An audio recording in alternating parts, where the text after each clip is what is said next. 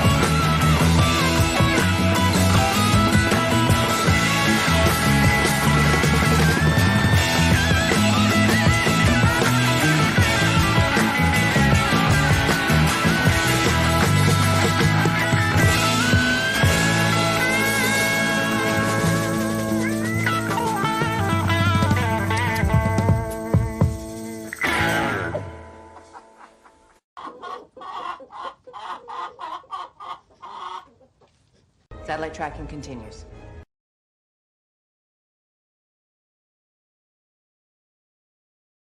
Wow.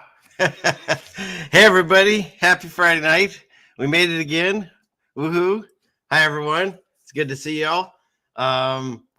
We did it again, right? We made it through another week, and here we are gathered together again as one big, happy, dysfunctional family. God bless you all. Thanks for being here. Before I go any further, I can't wait to tell you about tonight. I've got an interview with a man named Finn, and his channel is Rights Krispies. And if you guys saw me do the interviews with Joe Surveyor Raw, you're in for a treat because some good stuff coming this way. So before I continue anymore, let me do his intro, and then we'll bring him on.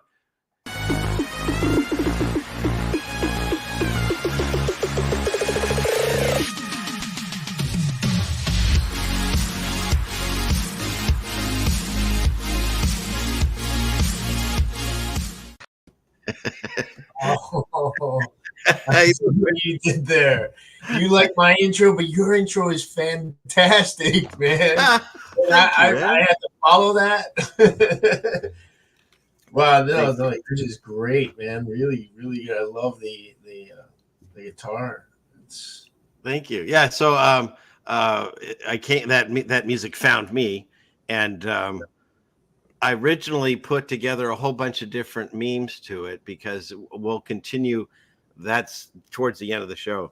But I showed it to my wife because she's the manager of me. And I said, "What'd you think?" And she said, "Well, I like the music, but I didn't see you at all. And people probably want to see." What's that? The cigars. Like... Well, so what I did is I redid it. I kept the same music, and then I put all new videos from... Because before I did live streams, my channel was, I was just making videos, kind of like what you do. I would just create a video and then I would upload it. And so that was a lot of clips from all these other videos I'd done over the last, year or so. And then I constantly change them and update them with new things that I've shot with my phone. And then the other weird thing happened is there's that bridge, there's that break in the middle of the music where there's where it kind of calms down.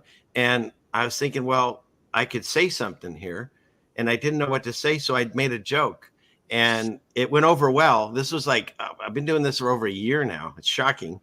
And so I did that, and it went over well. And then I thought, well, I can't play the same joke every week.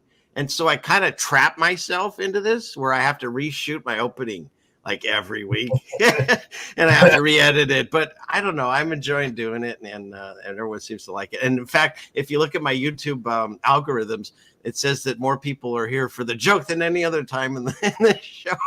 My favorite YouTube channel does something like that every episode. If really? You've ever watched Mr. Ballin, have you seen that guy? No. He's a former Navy SEAL that tells stories of the strange, dark, and mysterious, and he's such Mr. Ballin? Ballen. His name is John B. Allen, but he goes by Mr. Ballin. And he comes up with a different thing every time to do to the like button. Like, tell the like button you're gonna pick him up from school, and then and every episode he comes up with a new one, and it's something like crazy. The guy is a workaholic too, man. That's cool. And former Navy SEAL.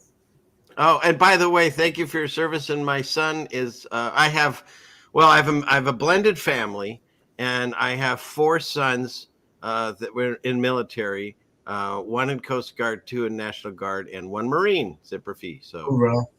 Hoorah. That's right. I knew that's what you were. You're a Marine, or you always are. I like how you say that. I wasn't a Marine. I'm always Marine. Yeah. Yeah, that's one of the things. So for people that are new here, so we'll tell you 2 things. One is Finn is a First Amendment auditor, and he goes around and he exercises our First Amendment right, so that way we don't lose them. And these auditors, not only are they doing amazing service, but they literally are risking themselves, not just from being arrested, but also being accosted and abused, not just by police, but by the general public. I've seen, and we'll show some of yours, but I've seen where like the whole, I don't know how you guys do it, because like everyone's against you, like you're all by I think sometimes either if you have Rogue Nation or someone with you, but like the whole room turns on you, the cops, the people in the room, everyone. Yeah. Rogue Nation actually had an entire DMV clear out. Like they called like a security protocol where everybody was emptied out. And it's funny because James Madison was there with him, and James Madison was just recording very, like, surreptitiously with his camera, and he walked back in with the whole crowd and everybody else and recorded. Oh, that's funny. Yeah, well, we're talking to Rogue Nation. And shout out to Joe for the shirt. Nice. Thanks, man. Yeah, is Joe here? I'll give this to Joe. Joe. Quiet. I grabbed Rob's. See, before I ever talked to him, I'd watched his one where he goes to the farmer's market, and I grabbed. It's amazing. It's like 3 parts or 4 parts to it, and I grabbed these drops from it, and I've been using them for the longest time before I even met him, and he had no idea. So like this one. Listen carefully, then. No.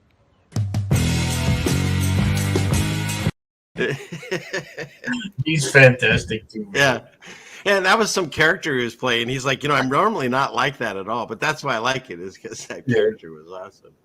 So, but yeah, so so what they'll do is one of the artists will go out and they'll film or shoot whatever in public, and in public spaces, and a lot of times it's like, say, like government buildings and things like that. And just to see if, but also because you go around and you do auditing too, and the bloat that's going on in our government, it's just disgusting. It's all the way, I mean, from cops all the way up to the highest paid politicians. It's just ridiculous what we pay for nothing, for them to basically take our rights and abuse us. I'm glad you mentioned that. I would have sent you the link of this video, but they were having a gingerbread house building competition and paying themselves overtime. They called it a morale boosting exercise. Nobody wanted to show up at first, but when Babs, we call her Barbara Heitzman, she has a Juris Doctorate from Stetson University. She motivated them with that. Overtime. So we pay overtime for them to have a gingerbread party. Fantastic. Yeah. What do I have for that? Where'd he go? This one. I got this one. Bullshit. That's what that is. And they also, Dunedin, the head of the library, the director of the library of Dunedin, gets paid $98,000 a year. That's a lot of money in Florida. Wow. And that's a lot of money anywhere. The Dunedin fire, to walk around with a latte and order some books every couple of months.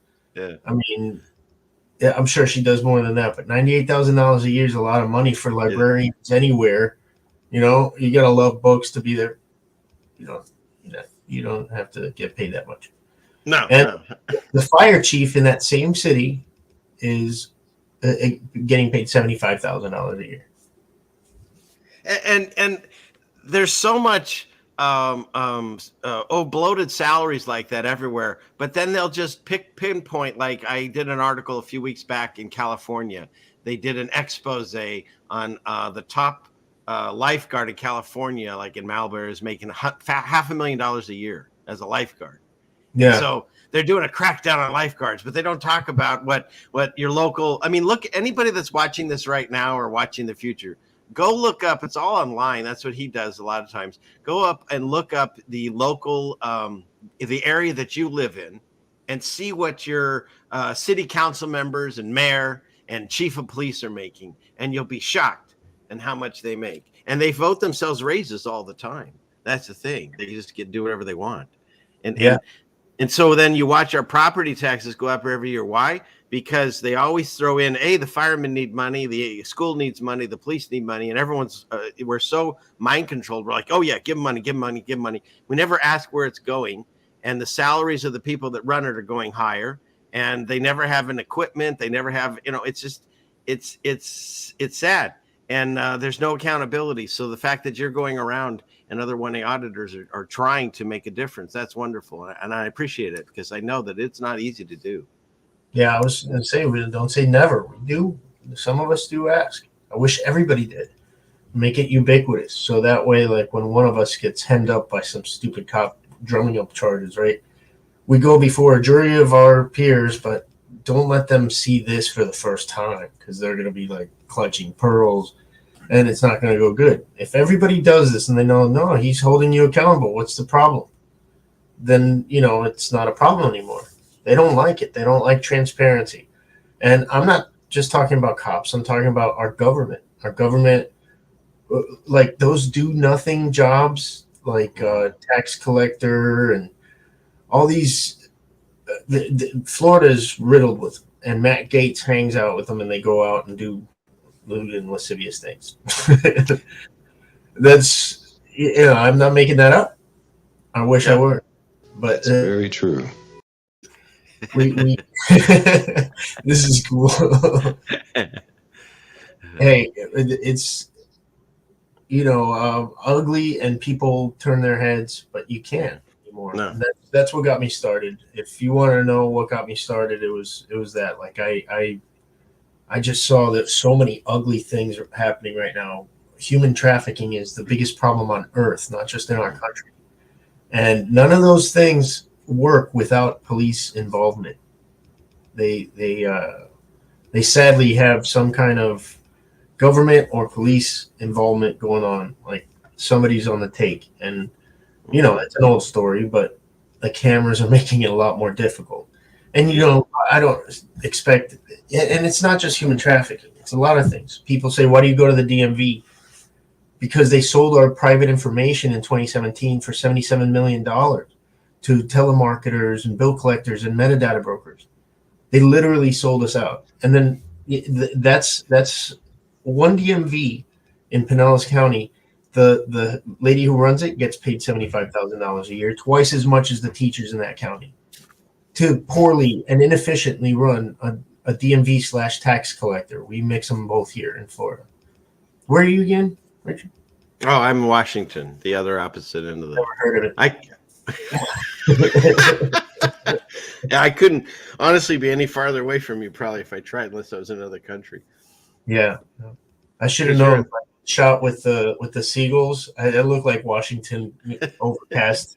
It's like extra gloomy. Thanks. Yeah, I know. What do you got? Like 80s all the time?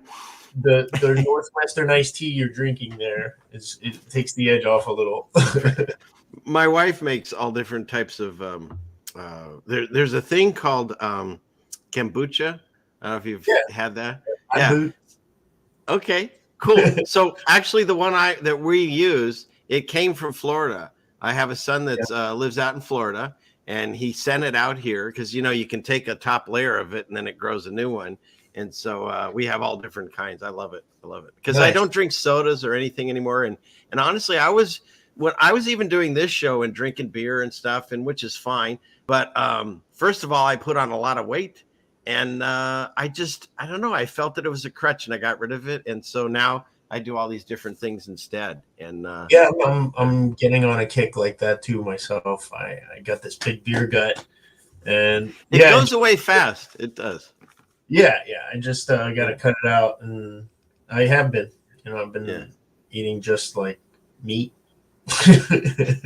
Well, originally when my wife and we had. Put on a lot of weight. This is going back, 5-6 years ago. And so we tried paleo, and that worked for us. It knocked the weight off, and then we just integrated everything else back into it. And what I found interesting is on the paleo diet, it's very similar to, say, like a vegetarian vegan diet, because it's all fresh vegetables and stuff like that, except then, of course, there's meat in that one where there isn't on the other. And I found that when we cut out carbs and all that stuff, it just dropped away. And then I could slowly integrate that back because my wife, she's an amazing baker. There's no way I'm not going to eat breads and stuff. That's the plan here too. But that's the thing. If you pound down a few beers, and now you've already had like a meal, you know what I mean? So then you're adding all that extra. So it added quite a bit on really fast for me. So Yeah, that's like most things now. I just stop. Like the soda aisle doesn't even attract me anymore. I stopped those a few years back. And same thing. I do have chips. I do like my chips, but I don't buy the like the ones I used to love, the Doritos and Cheetos and all the really good ones. I think there's something in there because whatever it is, it not only makes you hungry, but it makes you want it and crave it. And when you see the package, you can taste it and stuff.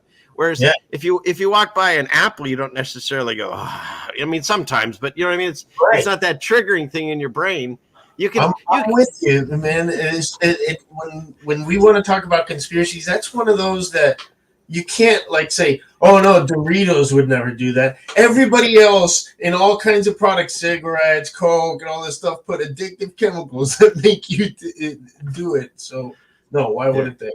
No, it's a little hyperbolic to say addictive, but you know, there's craving things that they're trying to get to in laboratories, and like they're trying to make this stuff taste like this, but they want you to, you know, they're going after your brain, not your stomach. Right. I like that. Where's that guy? I'm gonna hit you up again with that. That's very true. Yeah, and I like what you're doing, man. Your own stuff. I've been growing my own garden since March 5th, and excellent. Yeah. I've got a surplus of tomatoes, and my neighbor's gonna help me, you know, with how to preserve them and stuff. And we got some carrots and some peppers still to harvest. But that's about it. Yeah, I had lettuce and spinach and black beans, cilantro, a lot of cilantro. Nice. Oh, I know you're fluent. You're fluent in Spanish. Tengo los 3 años en la escuela, pero many años pasado y no recuerdo porque vive en California. Usé todos los días porque muchas personas solo hablas español, pero en Washington poquito, so I don't use it. Wow, man. How'd I do? Muy bien hecho. Yeah, man. You sound fluent. I think you're fluent. Yeah, no, my mom's Dominican and my father's Irish. It's a weird mix. That is funny. Yeah, they had a. You said you got 9 years on me? Yeah. Thornbirds. I'm sorry? The Thornbirds? Oh, that TV, the miniseries? Yeah. Or a book or whatever? What? Yeah, my dad was a Catholic priest. My mom was studying to be a nun, and thank God they got it on like they weren't supposed to. Oh, my God, that's fantastic. That's funny. Yeah. Wow. That's fantastic. Yeah. All right. And so Finn, is it a reference to Huck Finn or what is that? Fenton. Fenton. It's an old Irish name. Oh, okay. So it's Irish. And I've only met 2 others, my uncle and one other one who just happens to be in this community. His name's also Fenton. He goes by Futoy. And I always say, that's my brother Futoy, because we have the same names, spell the same. That's interesting, because it's not a common name to have someone like that. Yeah. Well, it is in Ireland. Oh, it is? Oh, okay. Well, not too common. It's like more common than here. Well, one thing you'll learn on this channel, I say this a lot. I know nothing. Nothing. I was just saying that, man. Socrates. Right? Well, that was back in the day when you could laugh at the Germans, Hogan's Heroes. Yeah, that was a great track reruns of that show. See, that's the thing. My parents had a store, so I didn't realize the name back then. But now I figure I was kind of a latchkey kid. So after school, I had the TV on, and so I'm caught up in a lot of these, you know, old shows and reruns, and I have a lot of like weird trivia in my head from it. And because of that, what's that? Me too. Yeah. I'm fluent in movie talk too, and old TV talk. So because of that, I have I use these drops as I don't know, as I used to use them when I would do my videos, and now I use them in my live streams. And it's funny because, you know, there's no way you can please everyone. And so my fans that come in here and watch me, I'll get critiques, and that's great. I don't mind that. I'll listen to it. But I had someone say that I'm diluting my message by playing these, and I was like, I don't know any other way to do this. So if that's too much for you, then there's other channels. Like I could sit here and just read scripture. I have no problem with that, but I don't know if it'd be the same audience tuning in for that. So I play these. Tell them, I say, look, I get it. I know what you mean. Someday with practice and discipline, I'll reach your caliber on how to run the Rights Crispy channel. But until then, I'm going to try to keep doing it like this, if you don't mind. That's very true. I love it. Well, there was one I read. That's the other thing. So his opening, I just love this opening. Where is this thing? I love this.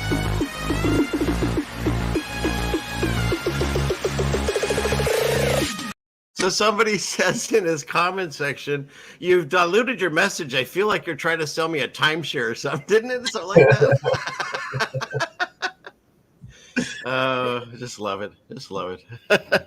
Yeah, no, I subscribe to this guy called Orange83 on YouTube, but he changed his name now. It's Storezium. He had to change it because there's a cell phone company called Orange, and but he's an excellent Adobe Premiere Pro tutor and shows you the graphics and stuff. And I made that intro myself. That's excellent. I'm very old school. You would laugh if I told you how I get this show on the air. You would literally laugh. I have a computer that is so old. I think it's like 15 years or more older. I forget, but it has a program on it called Windows Movie Maker. It was a free program that came with it, and that's where that one, and then I lost it in every other computer after that. I don't blame you for keeping that one, man. And I seriously, because this channel I talk a lot. My journey has I found God and I found the Creator through it, and I swear that He's keeping that computer alive because it's shown the blue screen to death at least 6 times. There's no way that it's still going, and every time I turn it off, I do a little prayer, turn it back on, it's working. So yeah, I do everything off of that, and that's the thing. I got another computer that one of my kids put together, so it's newer. But, I pieced it together with stuff. But the program, it's so old, the new computers don't recognize it. So I have to keep this whole computer running for a little while longer because once it's dead, then I got to redo everything because I have no way of doing this. So, so build that one. I got my friend to help me because I didn't really know how to do it that well. He helped me build it, and it came out pretty good. Isn't that funny that like all of us that are now content creators, like at least not all of us, but a lot of us that I've talked to had no experience in doing any of this, and we're learning it on the fly. It's pretty funny.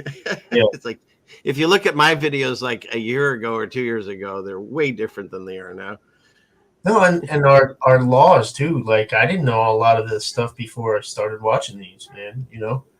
That's amazing. That's what the thing is I learned is that you all, the 1A auditors, know so much about the laws because you've taken the time to research it. It doesn't take long, but all the police officers, I should say the majority, it seems, have no idea. You always ask them the same question. What's the First Amendment? What's the Third Amendment? They don't know them. They don't know them at all. It's shocking to me. Yeah. Yeah. Even it's not just the police, the state attorney's office. No, we don't want to turn over the evidence, but it's my evidence in my case. I want to get exculpatory evidence to prove my innocence as my 6th Amendment right allows me, and nothing. They didn't give it to him. That's the 71-year-old that the University of Florida police tackled on the ground and tortured. All right, I'll grab that one. You said it's on Lackluster's channel, right? Let me grab that. Yeah, that's the best. I told him, hey man, you can cover this story better than I did because I just literally and figuratively didn't have the bandwidth. I'm out in the woods. It's 1.5 megabytes per second upload out here. I'll look him up here.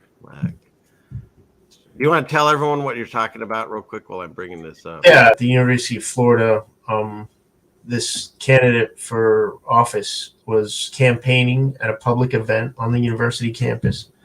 And one of his same party opponent's supporters didn't like him at her event, and she called the police like a Karen would, and had him taken out of her sight.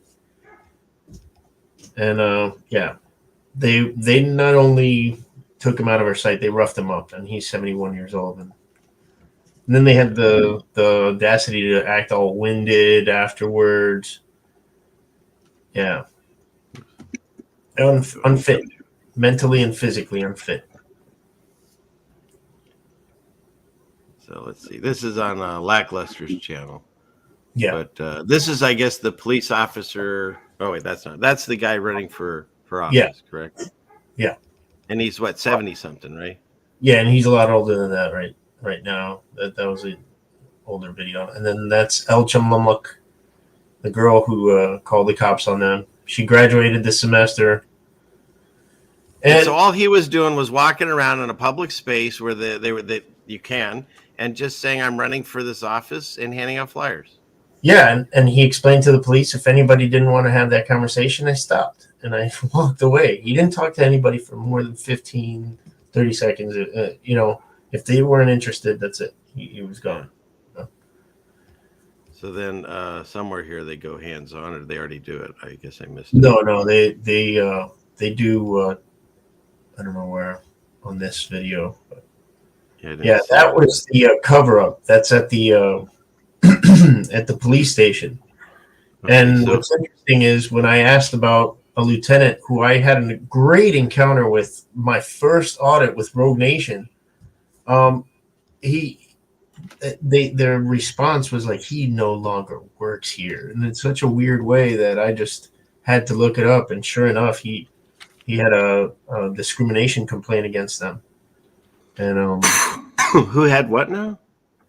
The lieutenant I ran into at the police station in 2019, I asked about him when I went to go get the records about this incident. And they were like, he no longer works here. Look at that lady's face. What lady? This one? That one. So is it this? Maybe it's this one. Let's see. Yeah, this is it. This will show it good. Yours actually shows it better. Let's see.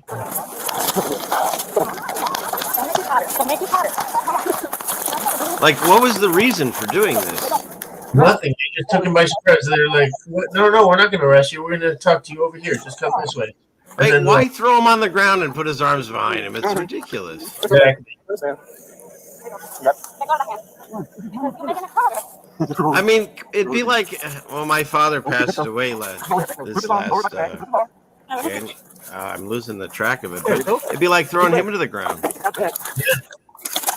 It's terrible. It's totally unnecessary, totally excessive. And it's just, it goes to show that they're automatons now.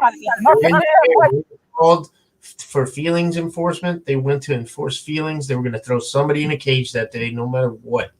No matter what Tom said. And that's the thing. It's like Tom wasn't surprised by this. He's known this for years. I've known him for 6 years, and I've known him to know about all this stuff. When the paramedics asked him, do you have any allergies? He says, I'm allergic to fascism. Yeah. It's just shocking. He has a degree in physics from I don't know how you feel about that. We can talk about it. That's fine. I'm not anti-science or physics as long as it's real, and we'll go over things that are real and things that aren't. So, but yeah, it's shocking what they did to him, and then throw him in the car like he's some random criminal. Like all he was doing was walk around in a public space. Yeah. And what's really sad is the age of apathy we're in. Look at everyone with their head in the sand in the background. Yeah, no one cares. No one cares. Because of COVID, she just started coughing up a lung in this one. She was about this lady? Yeah, what? Watch right. Here, I'll back it there. Oh, yeah, she is coughing quite a bit.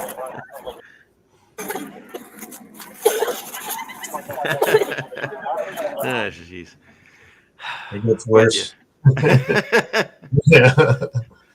So the amazing thing on that, not shockingly that they did that to him, is That's the case that you're talking about that's coming up, right? Yes. Yeah. Okay, Tuesday, so I'm tell going. them what's going on. It's here. I've got something for this for everyone. If there are any 1A auditors, shout out to you. If you're anybody that follows Finn, if you're over here, thank you for coming. We have breaking news. Breaking news with Ceiling Fan Man. Take it away, Ceiling Fan Man. That's too weird. This is what I do in my spare time. If I love it. So go ahead, sir. The floor is yours. Tell me what's happening. On Tuesday, Tom Wells' trial is happening because the state attorney didn't drop it. Like I said, he went to go ask for the evidence, and they shoot him away. They wouldn't give it to him. Well, now he has a really, really good attorney, and that's how we got the body cam footage. Finally, they didn't give it to me, even though I asked for it back in February. Yeah, his attorney got it a couple weeks ago. So, he told me, hey, ask the court admin for permission to record it, and they gave it to me. The judge gave me the permission to record it. You can't record in a courtroom. This is the final frontier for auditors. Like, we want to be able to go everywhere that is a person can go without a camera. You know, how come the courtroom is not one of those places? Because some public stuff is happening in the public with public money. It's public. Yeah. You know. So the fact that for the first time, you're going to be allowed not just to film in a courtroom, a court building, the actual courtroom during court. Like that doesn't happen. Watch these channels. We always get turned away at the door of the courthouse, and we tell them, no, we can record in the court hallways, just not the courtroom. That's what your judge's order says that you're about to show me. And now I'm going to walk. Not so fast. Like Wayne's World with the backstage pass. Right. I love it. That's fantastic. I can't wait. And you're not sure if they'll allow you, or if you're gonna live stream, or if you'll just record it and show it later. Well, I'm not sure. I'm not sure yet. I got to talk to his judge's assistant about that and see, because I don't want to surprise him with that either. Yeah. If they're gonna lie to do it, at least you can record it and then make a video. I'm gonna live stream it. What's that? I'll live stream. Yeah. Excellent. Okay. So let's see. What do we have here? Oh, I did want to bring up, there's a gentleman that you work with a lot. His name is his channel is Rogue Nation. And his name, I love it. It's my favorite. His name is Major Lee Awesome. Yeah. No, I don't know what his real name is. For a while. For a long time, he was Captain Awesome. But I guess there's some other thing that told him cease and desist, so he had to change it. I like the new one. That's my favorite. Majorly Awesome. I was like, you don't want to make it generally awesome? Oh, I get it. You don't want to do that. No general. And you know what he said? No, thank you. Did you just try to take a drink with a mask on? Yes. I have scoured the internet for a longer clip of that, but basically it went down like this. It was during the Olympics, and that's a weightlifting competition, female. Wow. And the person that won it, that was in that female competition, originally had a penis. And so they were asking her what she felt about, transgender men now being in the women's weightlifting competition. And her answer was, no, thank you. And then she went to take a drink because she was obviously so nervous. Like, you're not allowed to talk about these things in the Olympics. And then she didn't remember she had that mask on. And then the clip cuts because I want to see if it just spills all over. Right. Oh, man. Here she is. No, thank you. Oh, shoot. The clown show that we're in. We'll cover. Well, we can go a few tabs if you want. But here, let's see what we can figure out here. And I have some. Oh, I know what I wanted to start with. Chat. Thanks to everyone in the chat who's here also. Oh yeah, let me look over here and see. I haven't said hi to the chat at all. Hi, chat. There we go. No, okay. Thank you all for being here. So, and I would think that maybe some of your peeps are over here. So hopefully, we'll get you some new eyes on your channel. I don't watch all the 1A auditors, but I do like the way you present yourself and Joe and a few others, because you're respectful. And I think that shows a good face for it. You're not cop haters. You're just trying to weed out the bad ones. I give what I get. I'm respectful to people who are respectful to me. If you're disrespectful to me, I'm going to match your energy and, give it right back. Don't be a jerk. Yeah. Yeah. It's what people want to see. They want to see the altercations, the verbal judo and like back and forth and stuff. And I try to keep it civil. And some people, hey, Joy, they they don't want to. They're just stubborn. Their ego gets in the way, and you got to take them down a peg and remind them, hey, you're here actually for this job that I'm paying you for. But I pay taxes too. Anybody who thinks that their government job helps them pay taxes, I always tell the analogy of, imagine a broken down pickup truck. Everybody's pushing the back of the truck. And then you are on the back of the truck bed, pushing on the back window, thinking you're helping, but you're not. You're just getting paid taxes, and you pay taxes with those taxes. So it's not really adding to it. That's very true. And if you're bored with that one, I also, where are they? I have these guys. True. Yep. Yeah, that's true. Yeah. I grew up with the Brady Bunch too. Right? So did I. So, you ever watched The Prisoner or Dark Shadow? I know of them, but I didn't watch those. No. Yeah, those were like more British ones. Yeah. No, I know of them though. Yeah. Yeah. And, so let's see, where am I at here? I pulled some stuff for you. You did an audit where you asked about a property that it still had its original rights to it or something. What was that again? There's a name for that. Right. That's a private property. Correct. When you have it before the Land Act of, it was like 1890 something, 1 or 3. Well, I can actually help you with that, because I watched that and it kind of tripped me out. I didn't know that there was actually land that's untaxable, and did not know that. Native American stuff. What's that? Native American land. Most people know that. Right. But like, for instance, I looked up the birth of zoning codes, and it's really interesting because the zoning codes that you're talking about went into effect. See right here, it says that there was a landmark law in 1885 that restricted tenement buildings to 1.5 times, blah, blah, blah. And anyway, so the building code that the building that broke the camel's back was the 42-story Equitable building in 1915. Okay.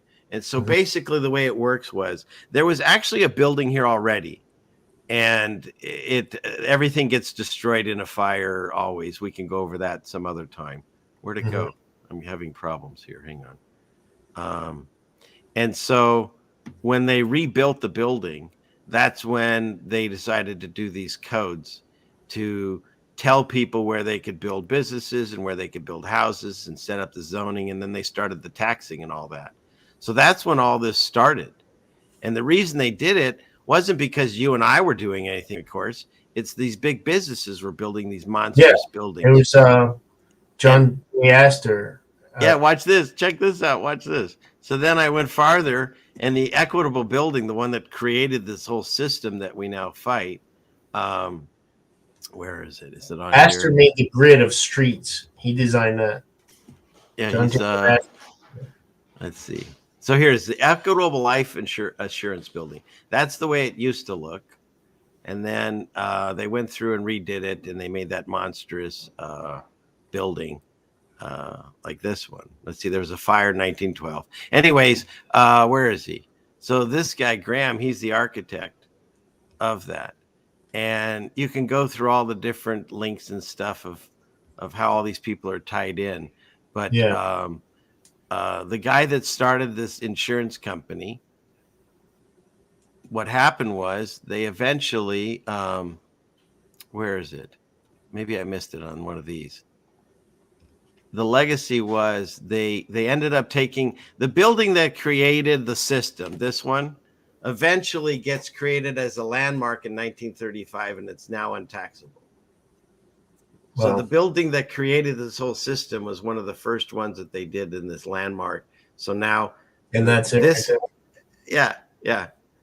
So basically, they built this monstrous building and then got everyone upset about it. So then that forced the government to write up all these laws on zoning, and then they took and they zoned this one as as the historic site tax free.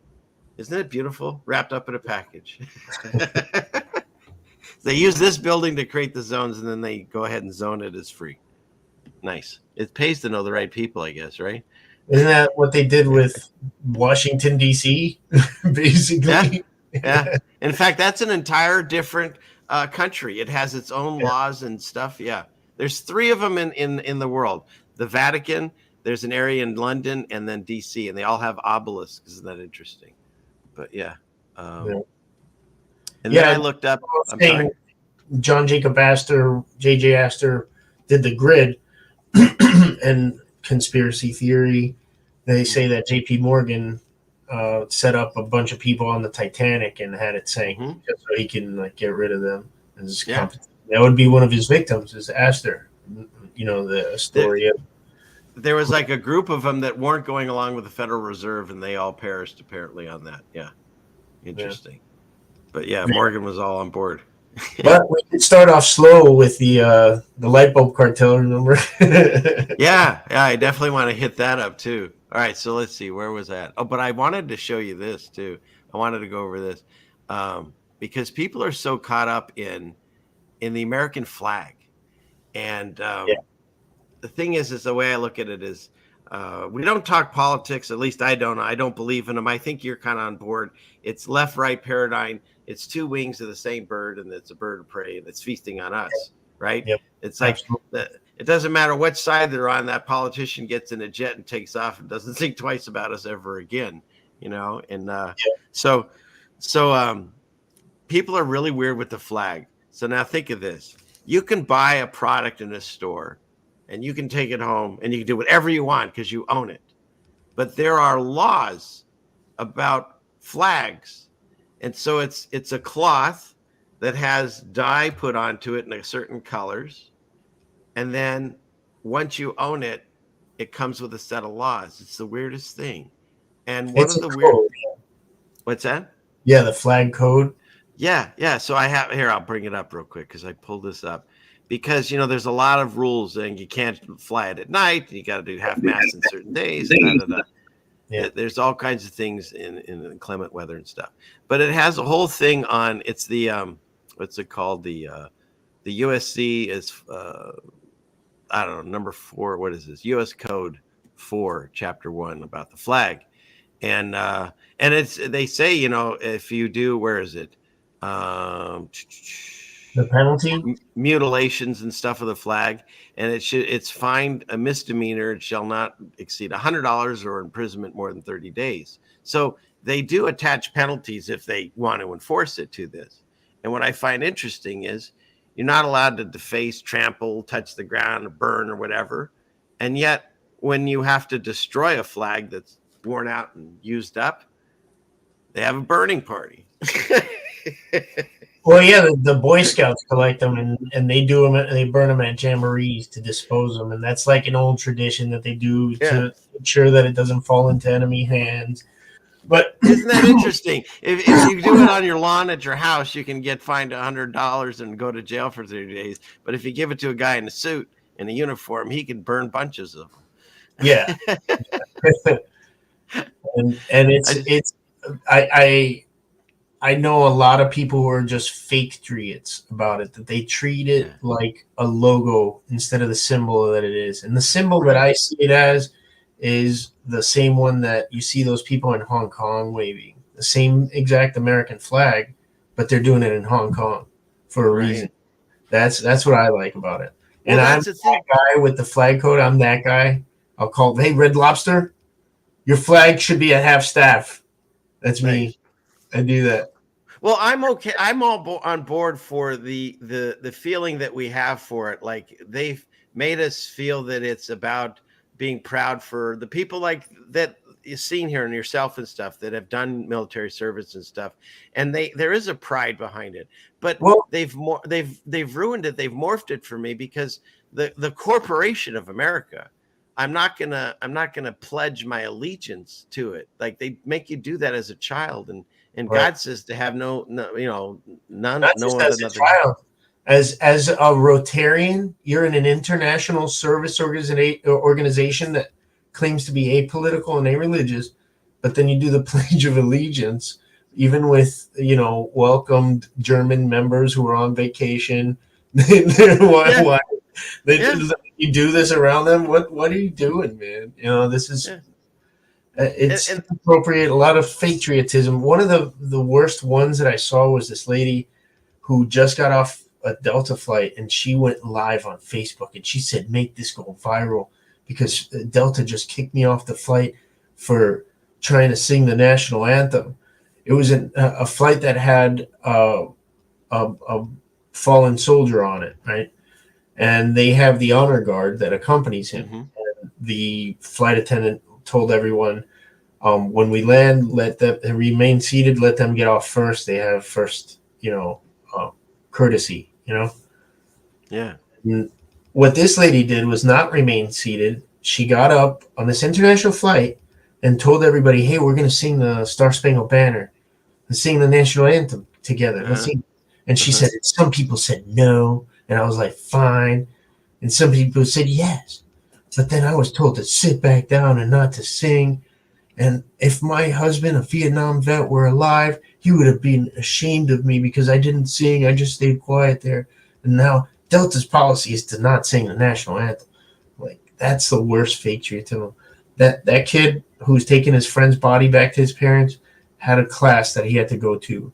And that's why he deserved the honor of the honor guard who takes him home. Yeah. He knows the protocol, and he knows not to whistle, not to sing anything, even if it's the national anthem. It's a solemn moment, Yeah. This kid died not for your freedoms or anything, died for resources and somebody else's, for old people. Died for someone's fake war is what he did. But yeah. Right. And so let him have this without you like, dun, dun, dun, dun, dun, dun, bullshit, look at me, bullshit. Yeah. People that just want to be the center of attention, signal virtue signaling. I like that one, virtue signaling. Yeah. Look at me, I'm better than everyone.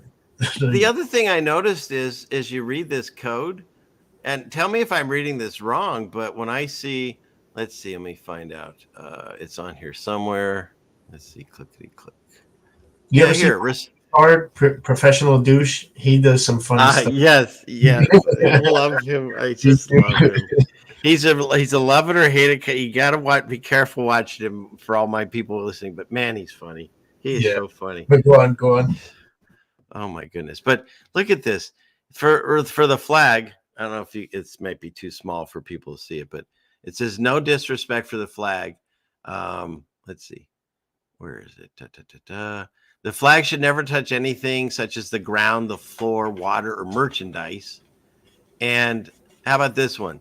The flag should never be used as wearing apparel. Bedding, I was going to say you can make a bikini out of it, but drapery. It should never be festooned.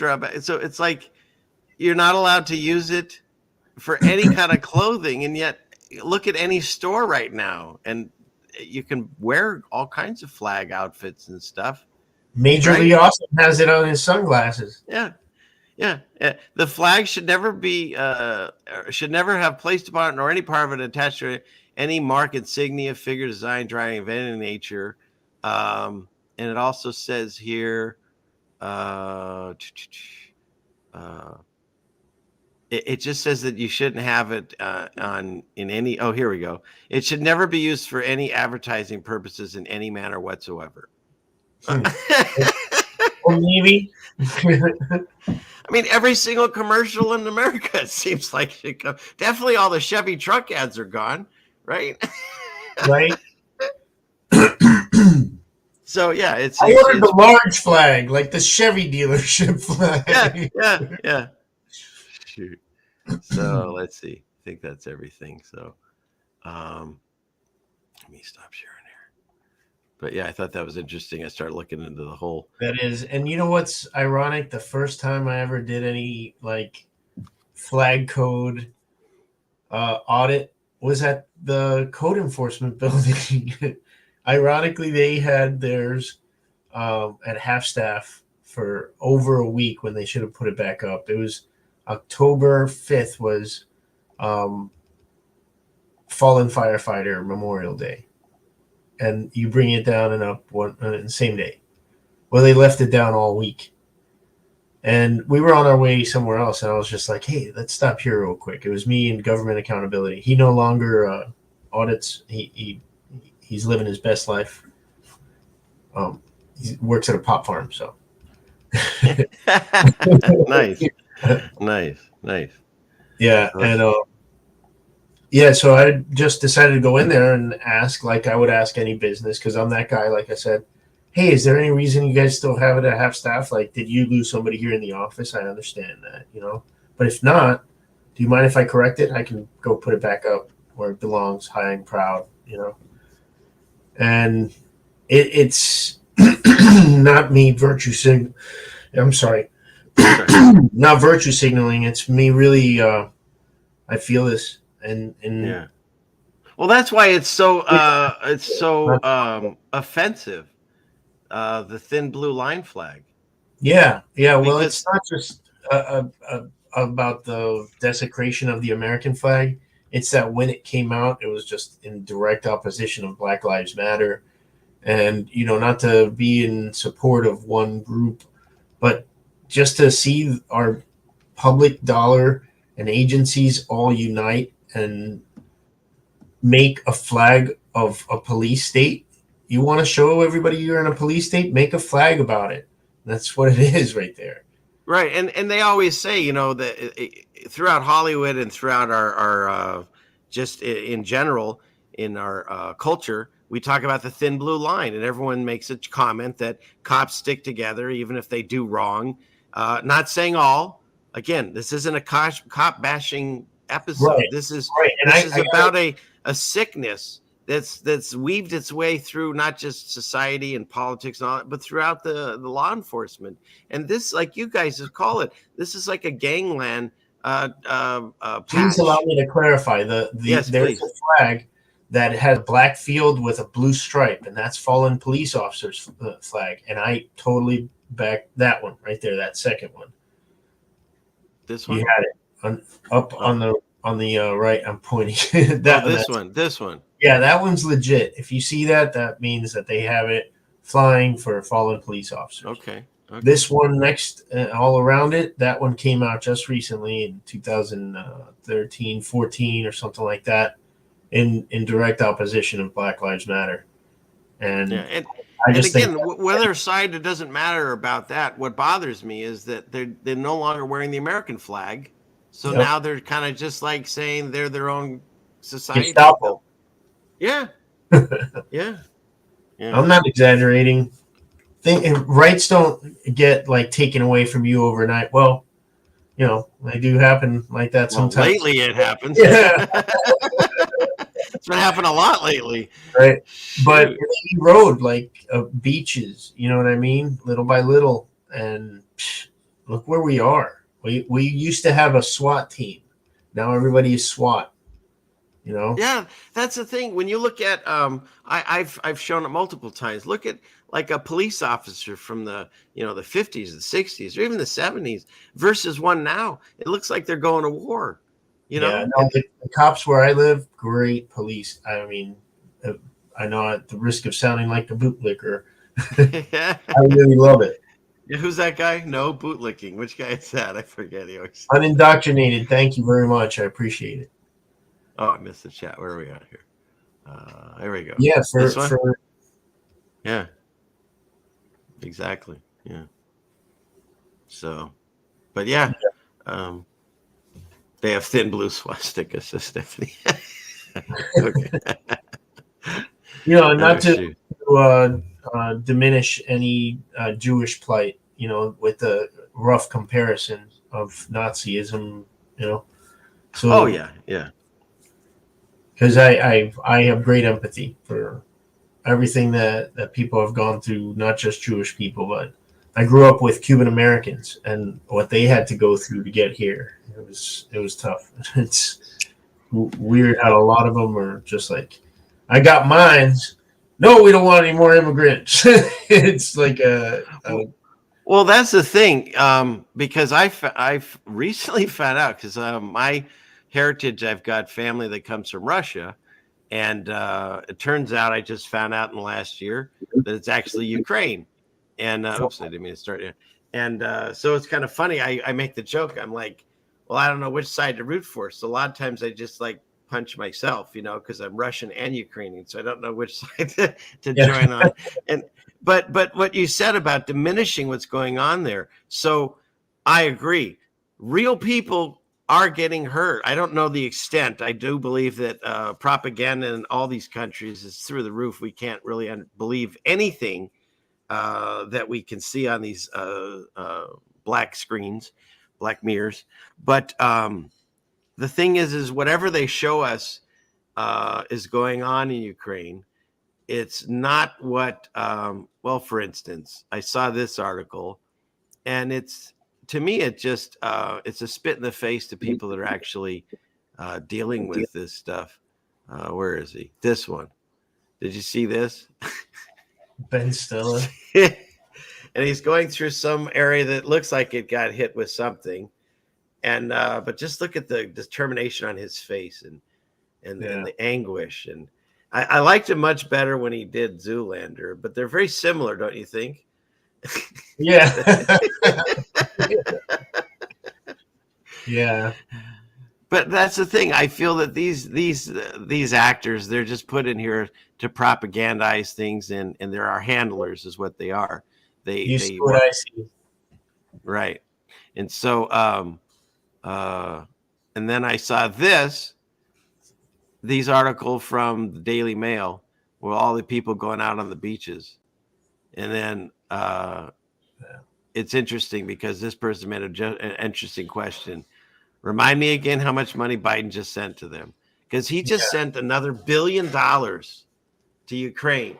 Meanwhile, I did an article I'm sorry? That $50 billion can solve the homeless problem in the United States overnight. You can give everybody I did a story last week. I did a story last week where there's a problem with water systems throughout the United States. It's going to cost $500,000 per system to update. Let's not work on that. Let's just keep throwing money we don't even have. I was just going to say, this is what they're showing us. They're showing us the Ukraine. When you pulled this up, I was like, yeah, that's what they're showing us. How come they're not showing us what happened not just in Flint, Michigan, but all over our country? Water's not good. I'm going to build a cistern here, 550-gallon cistern, and start collecting rainwater. I think it's 2 states, but I know definitely in Colorado it's not allowed. There's riparian and littoral rights that they don't allow you to collect rainwater in Colorado. Right here, Washington State. Isn't that fantastic? Really? Yeah. Did they change it there recently? Because it used to be just Colorado and Utah. I don't know. I've been told this ever since I moved here. I guess I'll have to look into the laws, but I've been told that ever since I moved here. And they have laws on when you can do a fire. They have laws on water retention. Now they're telling you when you can breathe. They're telling you when, you know what I mean? It's just like all your natural, basic, God-given rights they're trying to take away, let alone your constitutional rights. Yeah, it's gotten out of control in the Northwest. I saw a lot of weird things, especially on Joe's channel. It's just tyrannical, not even tyrannical. It's just people being Karens. Tyrannical behavior up there. yeah, it's pretty bad. At least, especially in the cities, for sure. Yeah. And let's see where. Let me bring up. I'm going to pull up one of your videos here. So let's see. Hey, everybody. I hope you're having I like wearing a mask, and I still like wearing a mask whenever I can when I do audits because facial recognition is still a thing. And that for again, that's another thing about how you guys are targeted. And let me grab this one because this is a good reason as to why you would wear one.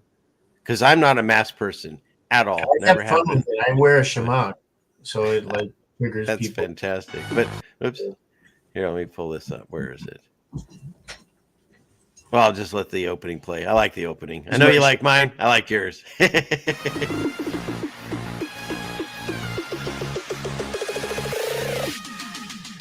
It's so much like Miami Vice.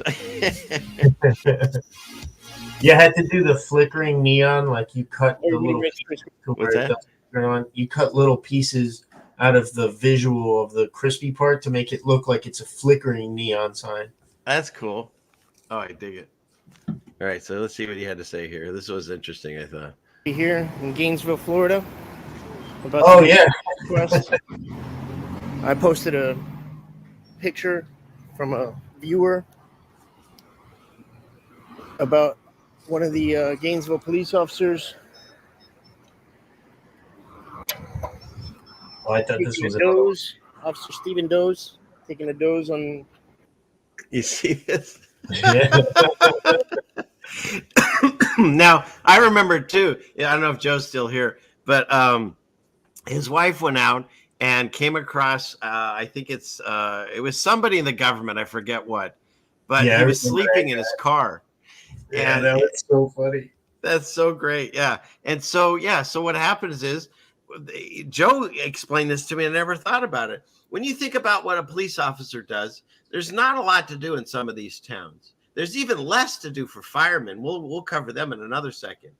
But so they have nothing to do. So what do? They find a spot to park their car and basically hide out until someone gives them a call, and then they'll go to a call. But other than that, they just maybe work on their email, fall asleep. I don't know. I'm not saying all cops and all firemen.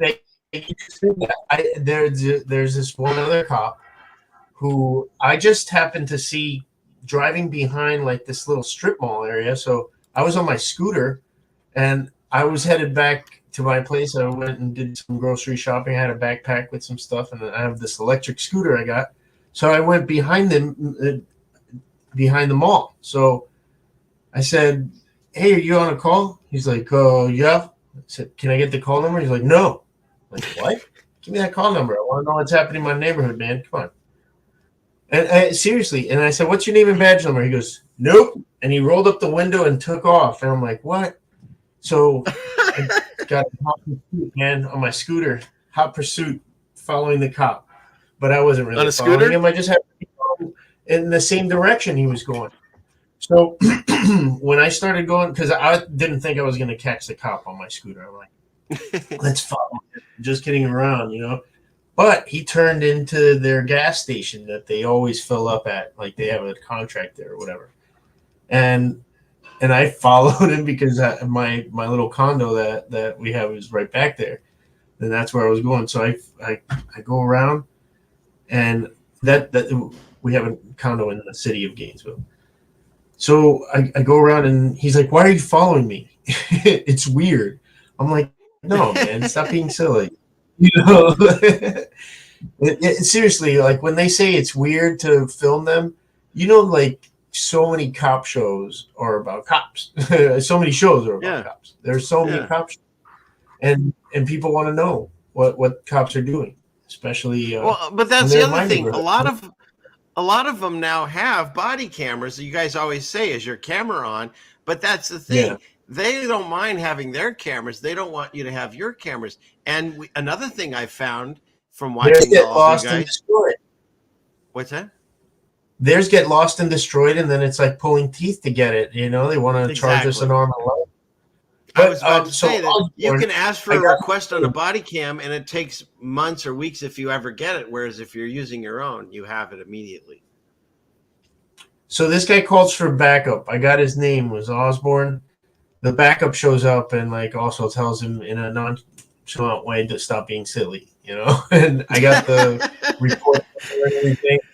And then I moved to the other side of town. About to get to this place, I had to rent another place. We own that condo. I was renting another condo because we had a water leak, and it's on the other side of town with another mall. And sure enough, I have a view of like behind the mall, and there's a cop loafing back there. I show up on my scooter, his eyes just like opened up, and he took off as the same cop. Oh no, really? Now he really thinks you're targeting him. That's funny. That's hilarious. Then So what I happened? went to the botanical garden with my family. And this, as we were leaving, he was off duty with his girlfriend or wife walking in, and he saw me. His eyes opened up. Stop it! This is like, wonderful. That's fantastic. All right, so real quick, I'll keep playing here. So this is what happened. So you posted this on your channel, and I like the guy asked, "What's all over this door?" Like it looks like I don't know, he vomited or drank. I don't know what's going on there. Okay, next, let's see. The job, and that very night, they went to my condo where I have my niece staying, and they decided to just open the door and walk right in. She was at home, or at my home, celebrating my boy's birthday party, but we saw it on the Ring camera. So, coming to find out why they did that. So, isn't that something? It's sickening. It's just an intimidation tactic to come to your house for no reason. Yeah. And they know that my niece lives there and that she was in a bad relationship. They're just monsters, man. You know, these people, 40% of police families suffer domestic violence. And that's in 2 separate independent surveys that they've taken. So that's 40% of brave spouses who have come forward. How many are still not coming forward, you know?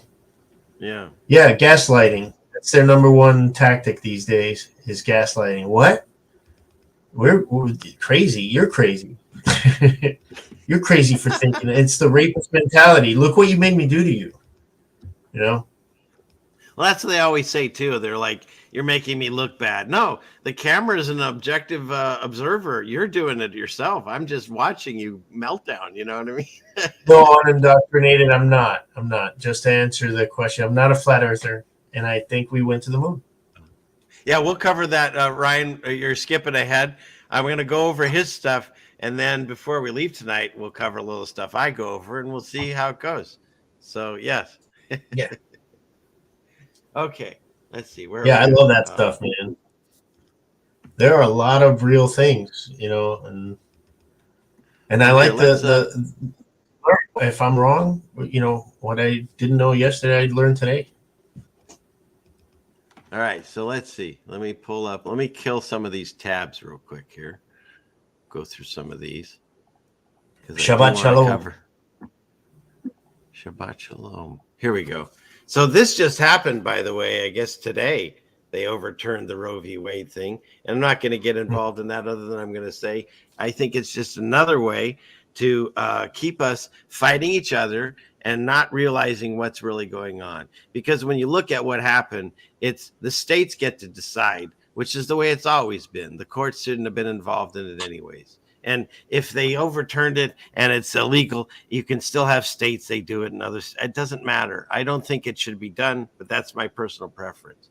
But I just think it's more bread and circus to make us all just keep fighting each other over all these different topics, you know. And this one, I thought this was funny. The prophecy has been fulfilled. It's 7-Eleven. It is funny. Along with the caption. Along with everything, they just make it so nothing is our government's fault, right? Your gas went up because of Russia. We had to shut down your businesses and kill your livelihood because we had to make you safe. It's just like, and none of it's their fault. oh, the virus caused all the shutdowns and the destruction of America. It wasn't our fault. The Russians caused it. It's never our fault or the government's fault. It's always the people's fault. Let me say something because I'm reading in the chat. I don't want to come in here and say like, oh, but you're wrong because this and you're wrong and I know the answers to. No, I come in here wanting to know the questions that you're posing. I'm all about like getting to the bottom of things. So if I believe that we landed on the moon tonight, convince me that I'm wrong. Like tell me what I don't. Like I want to know. I'm going to keep an open mind. I'll tell you what, I was going to. I don't know the question that you've asked. You might have asked something that I didn't even think of asking. Like, oh my gosh, like, what about that powerful telescope? But go on. No, that's fine. I was gonna. We'll. Here's what we'll do. We'll cut into. I had a flow of things here, but let's jump into over here. Okay. So I'll walk you into it. How's that? Why don't we start with the first thing is I saw this news article. It's this one. And they're supposedly showing you the image of a human cell colorized. Okay. The problem is when you look into it, it's called an image. And the number one definition for an image now is an artistic drawing or rendering or something. It doesn't necessarily mean a photo anymore. And so what you find is I'm not anti-science because these are actual photographs of bacteria. There is something called bacteria, and it can make you ill. That's a definite. I've seen it. You can see it with microscopes. There's bacteria. Yeah. The problem is, what is a virus? Now, see, bacteria you can prove. A virus you can't. They've never isolated a virus ever as far as these new ones that are going on. They still haven't isolated it. So even though they make all these new shots for you, they've never isolated the original one. And when you look up the same thing, a virus in a microscope, you get cartoons. These are all cartoons. These are all artist renditions. None of those are genuine, actual viruses. Now, when I look at this, I was going to say, like, the first one you showed was beautiful. It looked really pretty, and these are pretty too. The ones that you showed that are real, they were like bland. Yeah, it's not that one. But you know what I mean? So it's like I see what you mean. It's artwork. Yeah.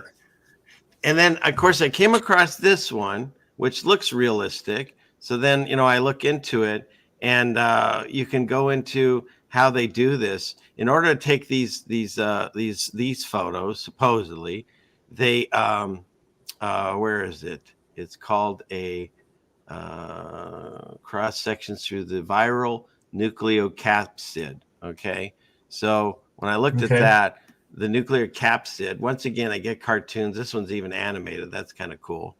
And a nuclear capsid, that's basically what it's supposed to be. This is how a virus is supposedly. Again, more cartoons and drawings. And so when you look at how they look into nuclear capsids and viruses, they use the transmission electron microscope. And what's interesting about it is you can go through it, and in order to get this image, they have to take a piece of material, and then where is it? It says they immerse it in a chemical section. And then after they get the chemical processing, then they dehydrate it and dry it out. And then they encase it in plastic, and then they slice a piece off. So to me, it's whatever this is, it's already been like modified, and who knows what we're looking at. Yeah, exactly. Like literally mutilated. Yeah. So by the time it gets to this stage, and when you look at, see again, here's that same one. See how they use the same one over and over? It's a digitally colorized negative stain transmission electron microscope image from the 1918 influenza. Okay. So when you look at all that gobbledygook and how that works, a transmission electron microscopy, there's a lot of reading. I went through it. It's a lot of math, a lot of things that doesn't make, it's really hard to understand. But at the end of the day, the bottom line was it's a computer that's getting information, and then there's a program, then images that as to what you see. So again, it's being created, and there's multiple ways that they. Yeah. There's multiple ways that they. Right. I'm sorry. No, it's sorry. I step a lot too. So there's multiple ways they do it, and one of the ways that they say they do it is single particle analysis. And when I look at single particle analysis, it's basically a bunch of segments, and then they put it together, and then they make it an image. It's kind of like what they say about the planet images, and we'll go over that in a second. But I do want to, we haven't really talked at all about Bible things and God and so forth. But I found it interesting is that they said the individual images of stained or unstained particles are very noisy. And one of the things that I do cover on my channel, we haven't talked about it, is the Mandela effect. And one of the things about the Mandela effect that I noticed, because I made this video a few years back, is Psalm 91:3. It used to say, he would deliver you from the snare or the fallow, from the deadly pestilence. But now if you get your King James Bible book out, it says noisome pestilence. So it's no longer deadly, it's noisome.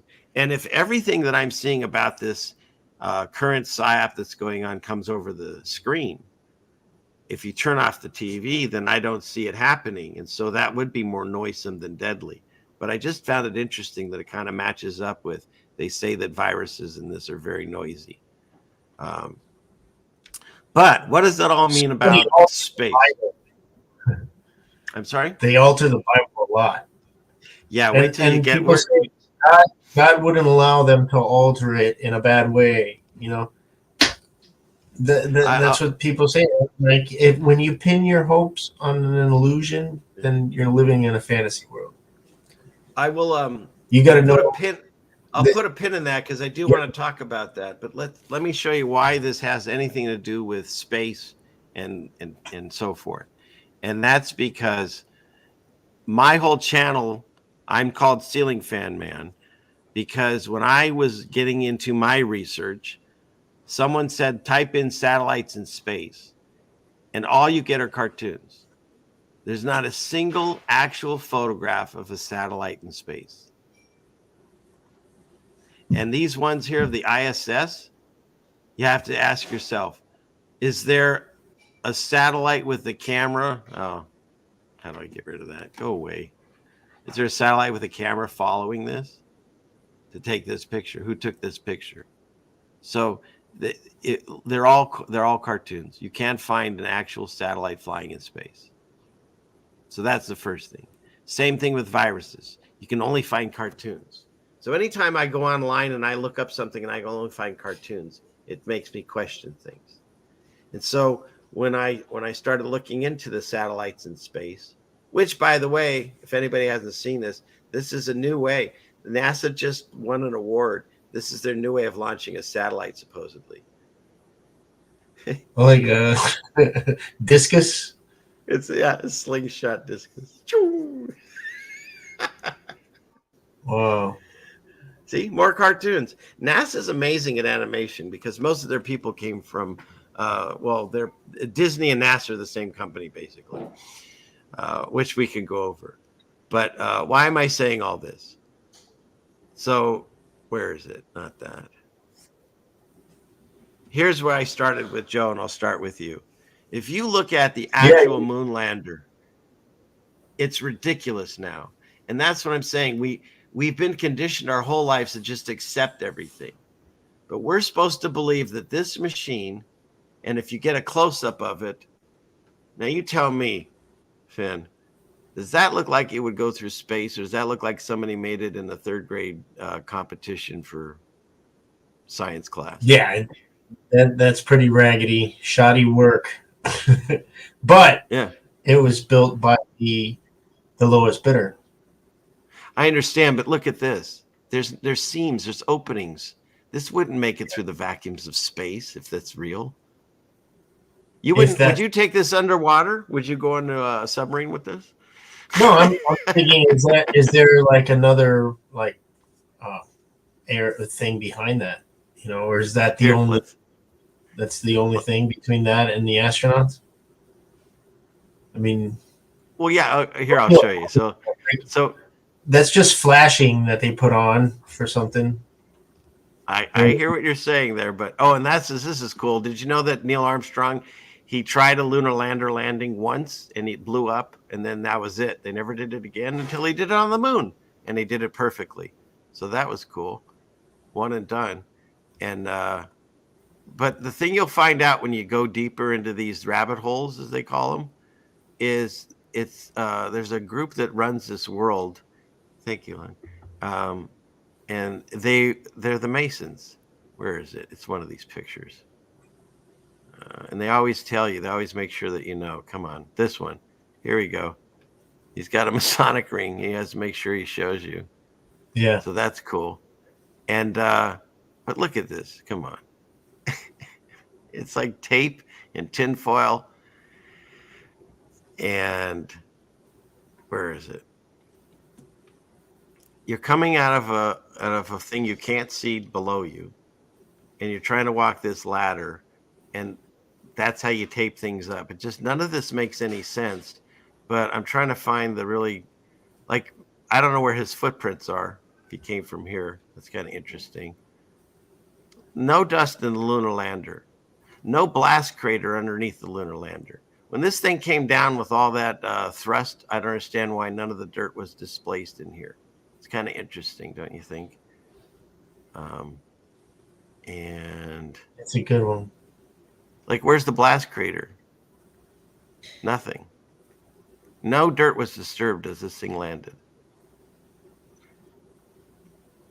That's a good one. That looks like tinfoil for reals. Come on. And when they actually broadcasted it,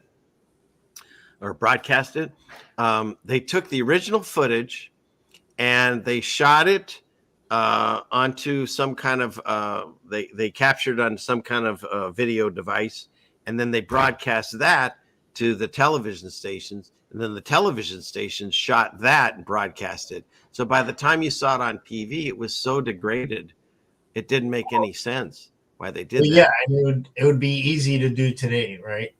Yeah. And that's what I tell my friend, who I think he would love this conversation also. His name's Robert. He lives in Australia, and I'd say, Robert, I'm in Florida. We have NASA channel. There's like a channel on TV where you could watch the people in the space station live 24 hours a day. There's just a camera that's like fixed on them, a live stream. So are we able to do it today? Yes. Are we able to do it 24/7? He goes, they're in the swimming pool in Orlando. I'm like, no, Robert. That's like, I see it with my naked eye when it flies over me. I have a question for you, Finn. You just said we're able to do it today. Were we able to do it 25 years ago? Were we able to do it in the 1960s? Yeah. I don't think so. You are incorrect. I have proof. Did you know that Richard Nixon made a phone call to the moon? Yeah, no, I'm saying, were we able to like fake the moon landing back then with computer generated imagery? And I'm absolutely. saying back then, that's where we agree to disagree. Like, all right, that's okay. Check this Those out. are videos, the dust stuff. I don't know. This is new to me, you know. So I'm willing to learn. Well, I'm not trying to beat you over the head, but I just want to show you what I've seen, and then you go from there. Check this out, though. I want to show this.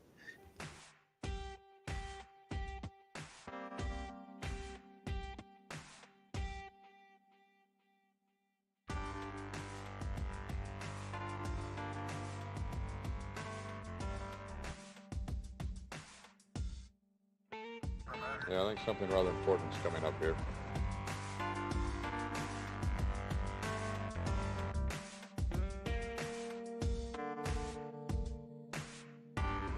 Neil and Buzz, the President of the United States is in his office now and would like to say a few words to you. Over.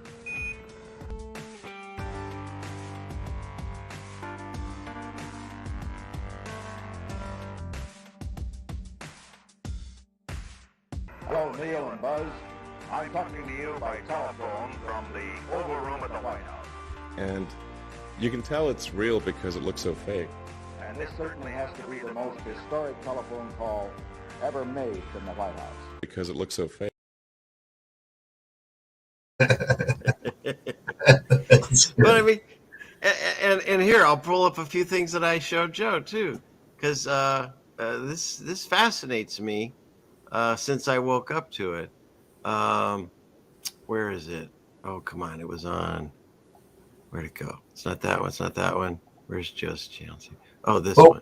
When I saw that bus there, I see these rockets go up, almost every night now out here. And do you know what they do? If you watch the trajectory of them, they go up, and then they look like they go down. And they always say, no, it's going over the curvature of the Earth. But if you check out the Bermuda Triangle, I've seen a video, if you can still find it. They allowed somebody that was in some college or something or whatever, and they went down there. And that's where all the rockets are. That's why it's the Bermuda Triangle. No one's allowed there. There's a graveyard of rockets. And you can see it. They go both right. What's that? Man, what if I told you we're both correct in a way? Like when people talk about chemtrails, how do you feel about chemtrails? Oh yeah, they're a nightmare. They close up my sky all the time. They do it. Yeah, they actually do it. And there's another auditor, whatever, citizen journalist who came down here. His name's Joe Cool. He's from Chicago. Then we were walking on the beach. Like I sold my house last year, and we stayed at a little condo on the beach, like John Candy's summer rental type of thing. That was a good movie. It was, and it was right in the same area too. So it was. I felt like I'm doing that with my family now. But anyways, Joe Cool and I walked on the beach, and I saw these two plumes of smoke on the horizon, and this is on the west coast of Florida. On the Gulf Coast. And then like 10 minutes later, I saw another plume of smoke, and then it spiraled out of control. And I was like, oh, and I knew that Elon Musk had a catastrophic re-entry the day before. So I was like, oh, that's Bezos trying to keep up, doing shit for the CIA or whatever, I don't know. I was just coming up with this. You know what it was? It was the Navy firing off Trident missiles, the unarmed ones, but they're doing that. But you know why nobody else on the beach noticed? Because we're very observant. We saw it. I noticed it. But you know why nobody else did? Is because it was very cloudy that day. So if you create cloud cover and don't let your enemies see it coming from a mile away as if it was a clear day, you cover it up. It's camouflage. You know what I mean? Yeah. There's a definite military purpose for it that way. And I've seen the unit patches that say we don't kill them, we bury them, spelled like BARIUM, the heavy metal. Yeah. And so Angela Merkel, when she was the chancellor of the German chancellor, but she was inspecting the containers that are on board these big ships. So that I'm totally on board with that one. Okay, well, check this out. So my whole channel, the reason I have my name is Ceiling Fan Man, was I was doing research on satellites and was finding out that they are not real, at least not the way they told us. There are things that fly around. They're on balloons, and I can show you videos where satellites have fallen and crashed. They're still attached to a balloon. And NASA and all the companies, they all admit that they fly satellites in balloons. So that's where I believe any satellite really is. Now, my channel, the reason I'm called Ceiling Fan Man was I was looking into the Mariner program. It was a program that the United States did to look into Mars back in the 70s. And they started with, I think, the Mariner 6, 7, 8, and then they got to the 9. And when you look at the Mariner 9, I'll show you. Where is it? Mariner 9. Okay, so this is a picture of it, but the one that really blew me away, that tripped me out, is this one. And you can see it has all the NASA stuff on it. And look, you can still see the light chain of the ceiling fan. You see that? Okay. Yeah. So you can see stars at night. That's like a NASA picture. Yeah, here I'll show. I'll go back. That's nuts, man. Yeah, where'd it go? Where's that? So I thought I saw a UFO one night. I was coming Mariner back. Mariner 9 returns. The image was included in October 1972. Wow. Yeah. That looks 70s-y. So when I started researching this, and I'm like, wow, because when you look at the NASA budget, where are we at now? $25.5 billion for next year. So when people say, why do they fake space? Well, there's two reasons. One is they steal over $25 billion of your money. And if they don't do anything with it, it's just a huge party. They give us really poor videos and cartoons and stuff. And I think it's just a complete money laundering scam at this point, because there's two reasons to do it. Not only would you make a lot of money, but what does it also do? It's the opposite of the teachings that I believe in now. I believe that we live on God's earth. We have a firmament above us, because if you look at Wernher von Braun, the guy that started NASA, ex-Nazi criminal, he on his tombstone, it has a psalm. I think it's Psalm 91. I forget what psalm it is, but it's the one that talks about God says that there's a firmament over us. So he basically said from the grave, you can't get into space.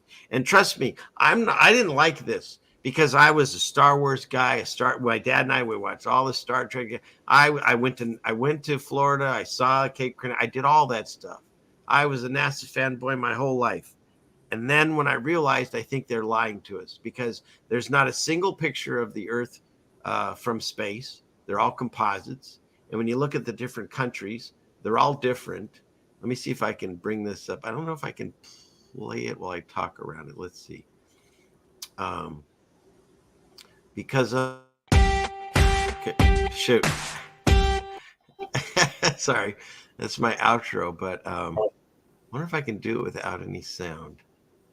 Let me see if I can do that. But because, well, we'll see it. But if you look up the different countries, they all have different pictures of what the Earth looks like.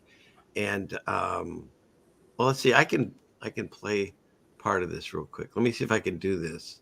I don't know if I can talk around it. Let's see. So, what is right? What does it look like? Is it the flat Earth?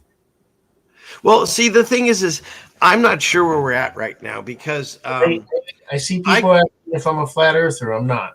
Well, I grew up in this. I started in this community, and a lot of them are flat earthers. Okay, but as I grew in my learning process, I don't believe in that. What I believe is we live on an Earth that has a dome over it, but the shape of it, it's circular. I don't know how flat it is. It has depth to it. God talks about that too.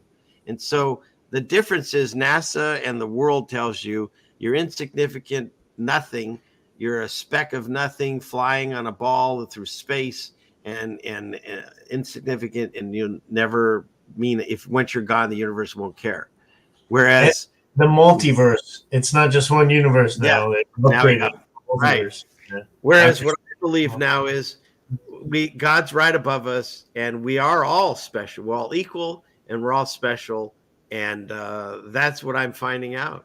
And the more I look into the spirituality of this, and the more I make my relationship with the Creator, the better my life is getting, even through all the nonsense of the world. It's pretty amazing. I used to believe in luck and coincidences, and now I've taken those words out of my mouth. I only use the word blessing. So if something happens that's good, it's a blessing. And you literally, if you start counting your blessings, you realize God's real. So that's what happened. And I've always, I've been studying spirituality for 37 years, since I was 10 years old. And I take it very seriously. And I can tell you, I always question everything, and having seen, because this country created, that freedom of religion, which was in our nascent years, it was a radical idea. And a lot of people took that and decided to make other things. Look at L. Ron Hubbard. That guy, he wanted to avoid taxes, so he created a religion. And I'm saying that because I lived in Clearwater. I see that I was Mormon. That was created by another guy that, but the Scientologists beat each other up, man. And that's what I found. I'm not for any religions. I'm not religious at all. I was born and raised Jewish. And then what I found fascinating when I was talking with Joe on that interview was growing up, they told us about the Torah and they had us read the Torah, but it was in another language. And so I didn't even know what I was saying. And it wasn't until just recently that I found out I was actually reading the Bible. Like they never told me I was reading the Bible because the Torah. Yeah. The Torah is the Old Testament. Right. And then I was talking to Joe and he was fascinated because they never told him when he was reading the Bible that he was reading the Torah. So that's how separated they have us from each other. Is that when I went to a really elite parochial Catholic school in Connecticut, they gave a scripture class, but like from a more Jewish perspective. It was all like Old Testament, and I learned a lot about Judaism just from my Catholic school teachers. That's funny. Yeah, and I went to Japan. I studied Shintoism and Taoism and Buddhism, and I learned what they believe. And I just think, we can't. I believe in the irrefutable harmony between science and spirituality, and I've argued both sides, but I can't really argue. Like we're obligated to love each other like we love ourselves, right? And I love myself a lot, so I love you all a lot. Where is it? What do I have? Here he is. That's very true. Well, here I pulled it up. Let me show you. Where did I put it now? That one. Okay. Let me bring this up. I want to show you this. So at the end, this is what I told you. Originally, when I did my channel opening, I did a different thing to the song that's my intro. And so this is actually what I use as my outro. And I came across this video, and this is what started me on my path. And it was about, I think this was about the Mariner, one of the Mariners. And this is, see, it's original footage from NASA. And that's right, the Atlas D. So this rocket, which is filled with rocket fuel, which is supposed to be the most flammable stuff there is. I noticed that. Did you see that? It changes. It does a jump cut, and the white rocket that you see there, and it's on the unedited footage. You'll see if you look this up, you can still find it. Boom! Now suddenly it's this silver-looking thing, and it's already got this weird crease in it. I've never seen this before, and I'm not trying to be an apologist, but just from what I've known, like sometimes those things are filled with liquid that in the surrounding atmosphere would freeze the outer shell. And we spent 20 years in a war to get the lithium out of those mountains and to make the shells of this place, of these things. And it keeps this fuel that would probably create like an ice. You know how you get like a snowy, icy thing around a really cold drink container? Maybe that's what happened, and as soon as it was ignited, it like shook it off and showed its true shell, which is a shiny thing. You know what I mean? Yeah. In like the videos of like all the stuff that's falling, I think that's like what hit one of the things that caused one of the catastrophes that killed the astronauts. Well, that's a whole other man. We got a lot of territory. I wouldn't get into that because I'd like to, discuss the physics and the science. I would love to talk to you. He's trying to pull heartstrings about. No. I would love to talk to you about the Challenger thing sometime, but that's a whole other rabbit hole, man. We got a lot to talk about. But have you seen this? See, they can't make up their minds on what the Earth looks like. Yeah. The continents change, the colors change. That's one thing. Then if you continue on, see, they're And this guy, you can find it online. It's a very famous quote. He's the guy that made the blue marble, the most, that famous one for many years. Has to be photoshopped, he says. But if you continue on, see the clouds, it's all Photoshop. How about this one? Yeah, and I think that's because, again, coming from the science counterpart, like those are all digital images. Yeah, and there's, I think, very few satellites, if I know anything about it, which I don't. Like what I've been told is that there's very few satellites that are really far in extra orbit. There's no exosphere breaking since we went to the moon, if we did. So like to get that image from that far away, all the things are too close to get an image. So yeah, it's Photoshop. It's just interesting that they can't make up their mind. You think they'd all be very similar, but no, they don't. Yeah. And then this one. So the Earth is 200. The moon is 200 and where'd it go? 38 plus thousand miles away, right? So here's a question for you, and this is just science and physics.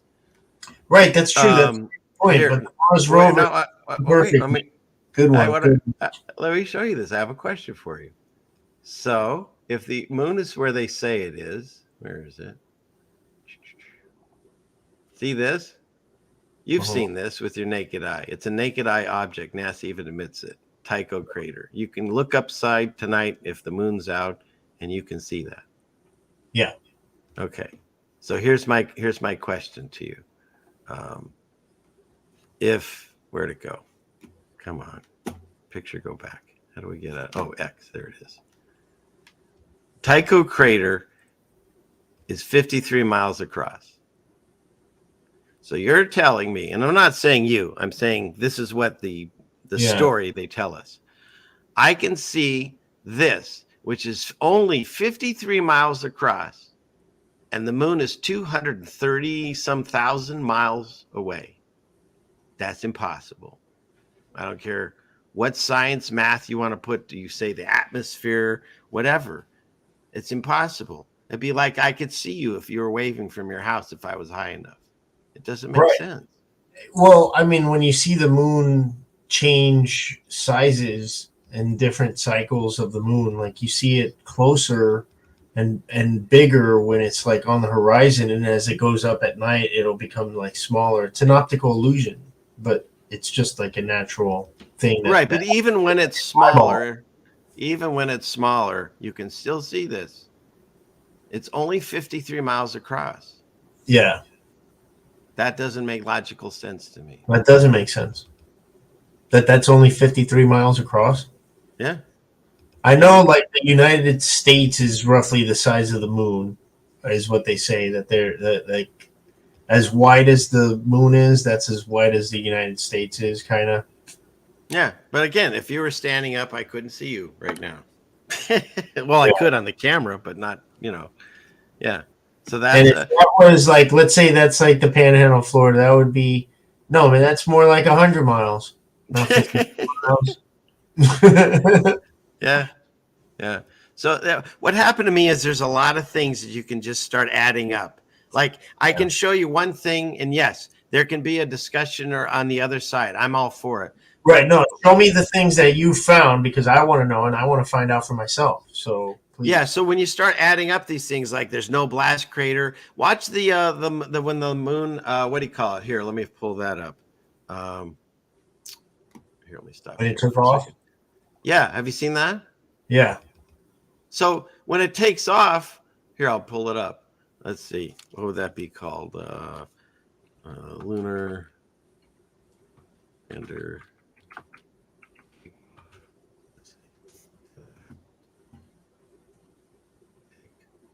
off. Yeah, here it is. Dun, dun, dun. Clickety click.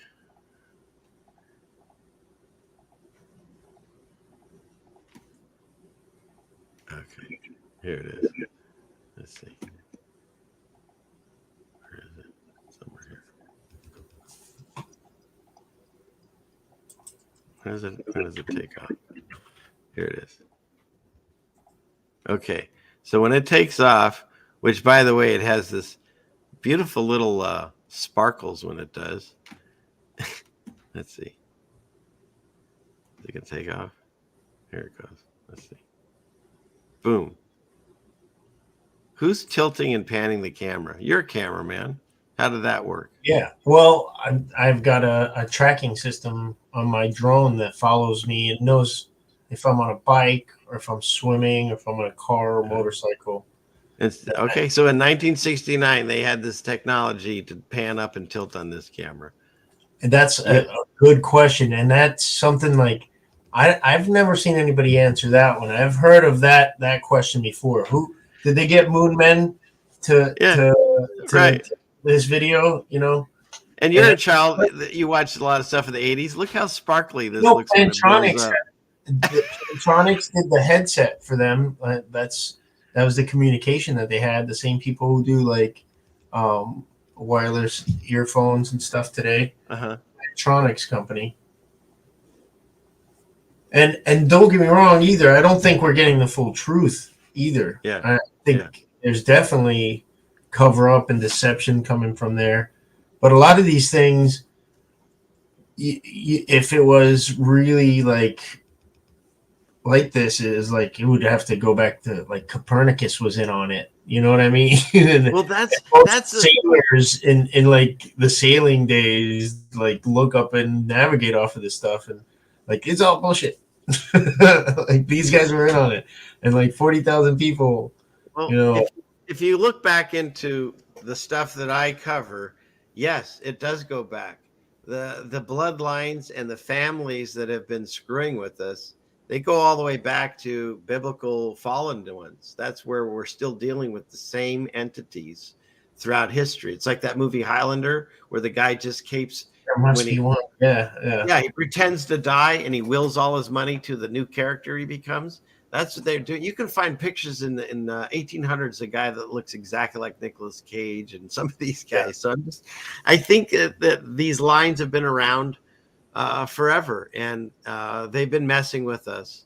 And the whole reason I even turned my camera on and turned it around was, to me, everything I looked into, all the, as you say, conspiracies I looked into, which, by the way, is a CIA word. They threw that on us just to make it so we can't talk about anything. The actual definition of conspiracy is just, I think it's like something hidden, revealed, or something like that. More people, I mean, more than one person, you know, trying to, you know, work on something. They're conspiring, you know. Right. And so I turned my camera on because no matter what I looked into, if I was looking into, do lizard people run the England, or I don't care what you were looking into. Can I throw one of mine in? Of course. The Phoebus cartel. Do you know about the Phoebus cartel? Is that electrical thing you were talking about? Yeah, the light bulb cartel. You know, when you first asked me, you said, well, do you believe we went to the moon? And you remember my answer? I said, pshaw. Do you believe in the moon? But look at the Phoebus cartel. That's something that I can say, this is a conspiracy fact. Yeah. And that's the one you were saying that when they came out, I've been looking for that light bulb, by the way. He told me that light bulbs, when they first came out, they're basically made forever. And these companies got together, like Philips and who were the other ones? Westinghouse and General Electric. And they got together with some European companies, and they decided, let's make it, we're going to be out of, you know, business if we don't make it, you know, less efficient. And they did. And you think that it stops at light bulbs? Look all around you. Anything that you're, you know, buying on the monthly, there's definitely a way to make that last forever. Like cars. You can build a steel car, like Elon Musk built that Cybertruck, but one that doesn't look like your 4-year-old designed it. Yeah. That thing is terrible. But you can like build something to last. They just don't build things to last on purpose, you know? Right. And the technology that they already have, they don't release right away. They release it in little segments so they could charge you the upgrades and make the other stuff obsolete. Yeah, look at Orison, Philips, Tungsten, Associated Electronics, a bunch of General Electric. Yeah, the Phoebus cartel. Isn't that something? And you said that I haven't found it yet, but there's a light bulb that's still burning, and you can find it. I guess a live stream. So let me see if I can find it. I'm checking eternal light bulb, right? And there it is. It's the first one. Shit, that was easy. All right, let me pull it up then. Eternal light bulb. Yeah, light bulb has been shining a whopping 116 years. That's the title of the YouTube thing. Let's see, eternal light bulb. California Fire Department claims a light bulb in their station has burned for 116 years. The assertion comes after a Pittsburgh couple said an alarm clock had been stuck in their wall for 13 years, and Pennsylvania woman said she had a light bulb functioning 37 years. Okay. And then this Thomas Bramall, retired deputy fire chief, is in charge of looking after the bulb. It's been burning continuously since 1901, he told the Edition. There it is. 116 years. Yeah. That's all. I'm sorry? The Phoebus cartel was an oligopoly that controlled the manufacture and sale of incandescent light bulbs. They appropriated market territories and lowered the useful life on such bulbs. Wow. All right. Well, then, so here, I'll tell you what, we need to... and you talk about families, like going back in lineage. Look at the trillionaire family of the Rothschilds. You know about that, right? You've looked into that, yeah. People don't understand that bullets and band-aids run not just this country but the world, and those people have been profiting off both sides of those industries, and Well, that's the whole thing, and it's on. You can look; it's on our money and everything. It's that order out of chaos, and what is it? I forget now, but they bring in they create the chaos, and then they bring you the solution. And so, let's see. Let me pull up this. We're getting late in the show, and I haven't even done. I have a few things I have to do. There's scary space news, so we'll cover a few of that real quick since we're talking about space.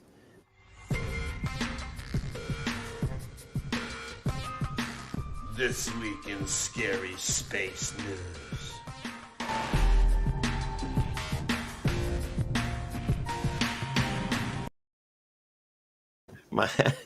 My people, they ask for things, I have to present it. So that's wonderful.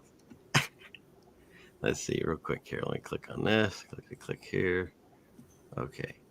I think it's here. So I think this is interesting. They combine two things. So now they're deciding how they can track outbreaks from space. I don't even read some of these articles. They're all so silly sometimes. Then this one, the MIT scientists decided they want to put a barrier. You think about chemtrails. Now they just want to put a barrier between the Earth and the sun. And I like the article. What? You have a better idea? Right. Oh my God. And then and Jupiter's now going around eating planets. So that's good.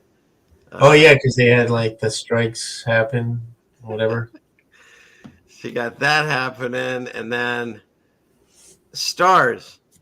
Now, and I know I'm kind of like flying through this, but I just don't want to hit some of these with you. They tell us what stars are, but you can see these with your naked eye. If you look at Sirius, you can see this with your naked eye. If you have a binoculars, you can find these. I've shot some of this. I showed it last week with my iPhone. Stars are not what they tell us. They look more like this. They're entities of multiple shapes and colors, and written about in the Bible. And so once again, a lie from NASA that I can prove with my eyes. And that's what I was going to say. Instead of saying, "What if we're both right? What if we're both wrong?" I think, like, when an archaeologist in 1920 decides to be as arrogant and say these pyramids were not, you know, chemical batteries, they were tombs, and we're taught that and forced that to what to think, not how to think. I think we can agree there's physics, right, in on Earth and in front of you that you can prove actual physics. Mm-hmm. So in physics that you can't prove, that's out of your scope and out of the expert scope, exists also, like dark matter. We don't know shit about dark matter, and it makes up most of this multiverse, right? So what if there's like little cracks and things that we can't explain, and that's what a star is? We don't know, man. A lot of people, they claim they know, but have you actually gone out there and measured and put a thermometer in the sun and tell me for sure that that's how much But see, that's the thing. It's like, and the reason I understand your position is because I was your position just a few years ago, and then all these things hit me. So like dark matter, what a cop out. If I came to you and said, hey, all this stuff's working this way, and you go, well, that doesn't make any sense. Well, most of it's dark matter and we don't know anything about it or how it works, but I'm smart and I have a degree. Just listen to me. I mean, we've become, it's like the cop. You put on you guys call them costumes sometimes. Because they put that thing on, they get puffed up like they're in charge, and yet they're not even doing their job. And so it's the same thing. Somebody puts on a lab coat and you immediately think they're smart. And if somebody puts on, a science, medical, or NASA outfit, you immediately listen to them because they can show you a degree. But I have a question. If garbage in, garbage out is in computers, if you're taught something that is flawed, and even though you've learned it and you've got your degree, you're taught in flawed information. And so if NASA is lying to you, everything's still a theory. The theory of evolution, the theory of relativity, they're all theories. The theory of gravity, they've never proven anything to this day. Laws of thermodynamics, though. That's different.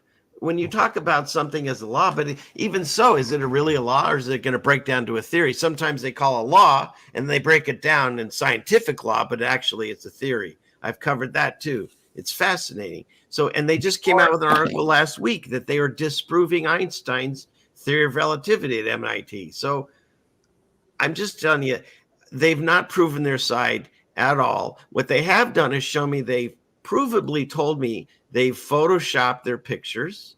There's no real true pictures of the Earth. The science doesn't add up. The fact that the moon and the Earth look the same size, and I'm told that they're 10 times different and coincidentally the exact distance away they need to be so they look the same, as opposed to what God tells me, they're the same size and they're in the firmament and they're close. Well, if they're in the firmament and close, I can understand why I can see Tycho Crater 53 miles away. If it's science and it's NASA and it's 230,000 miles away, no. And so what I've been doing is I'm piecing together the lies that I can prove, like all that stuff we showed you about the moon missions and stuff that don't make sense. The fact that I still can't get a signal in certain areas of my house, but Nixon could call the moon in 1969. And now they can't go back yet. Why? Because they've lost their technology and they've destroyed it. Well, do you know what that means? I'll show you because I showed this to Joe. I thought it was hilarious. Here's what it means when they say they've lost the technology. They accidentally lost and destroyed 14,000 reels of the moon landing. Yeah, I remember hearing about that. I'm like, that's pretty bad. They lost, not NASA, but the government lost all of the video or film that they had from the D-Day invasion, except for one reel, and they played that over and over again. You're looking at the same thing because somebody opened up the door and it overexposed stuff with the light before it was exposed. Or D-Day didn't happen. Right? Or isn't this sounding a lot like the police officers when you say, I want the body cam footage and they can't find it? I'm telling you, it's the same system, man. And when they say that they've lost the technology and they can't go back, well, of course, now we're going back. But why? Why would we destroy the technology of the most incredible thing in the history of mankind at that point? Right. It doesn't add up. And then what else do I have? This. It doesn't matter how high up you are. it looks the same. The only time that you ever see the curvature is when you get one of the NASA propaganda videos and they use a, what do you call that, fisheye lens. Yeah. Hey, I got to tell you also, when I first started this, there was a cop and I saw he had a Masonic ring and I gave him a secret Masonic handshake. Yeah. And people were like, "Are you a Mason?" I'm like, "What do you think?" And I never answered it just to fuck with them. No, I am not. I am not. I just know that secret handshake. So how about, is this on the screen? Wait, maybe I'm not screen sharing. No, I am. Do you see that Pluto? Yeah. So the planet Pluto was found the same year that the dog was made, and his picture's on it. They like making sure that they tell you who's in charge. In fact, there's also, I think it was, I covered a few weeks ago, Venus, I think, has a picture that has Mickey Mouse on it. It's just a lot of weirdness with this. A lot of weirdness with it. And I think and then this. Come on. Would any work site, that's what you're going to do? Right. That's poor wire management. I know. Thank you. I can fix that. There's no zip ties in space. Come on. This doesn't make any sense. And then they always show you the things about how they're doing things with water, which, they're washing their hair and stuff. They have videos. I'm sorry, if this is supposed to fly around, you think water flying around in these electronic components wouldn't do something? And you can see videos of them dressing up as monkeys and flying around, and it's just a bunch of nonsense going on. When was the last time you were at the Kennedy Space Center or NASA, Houston?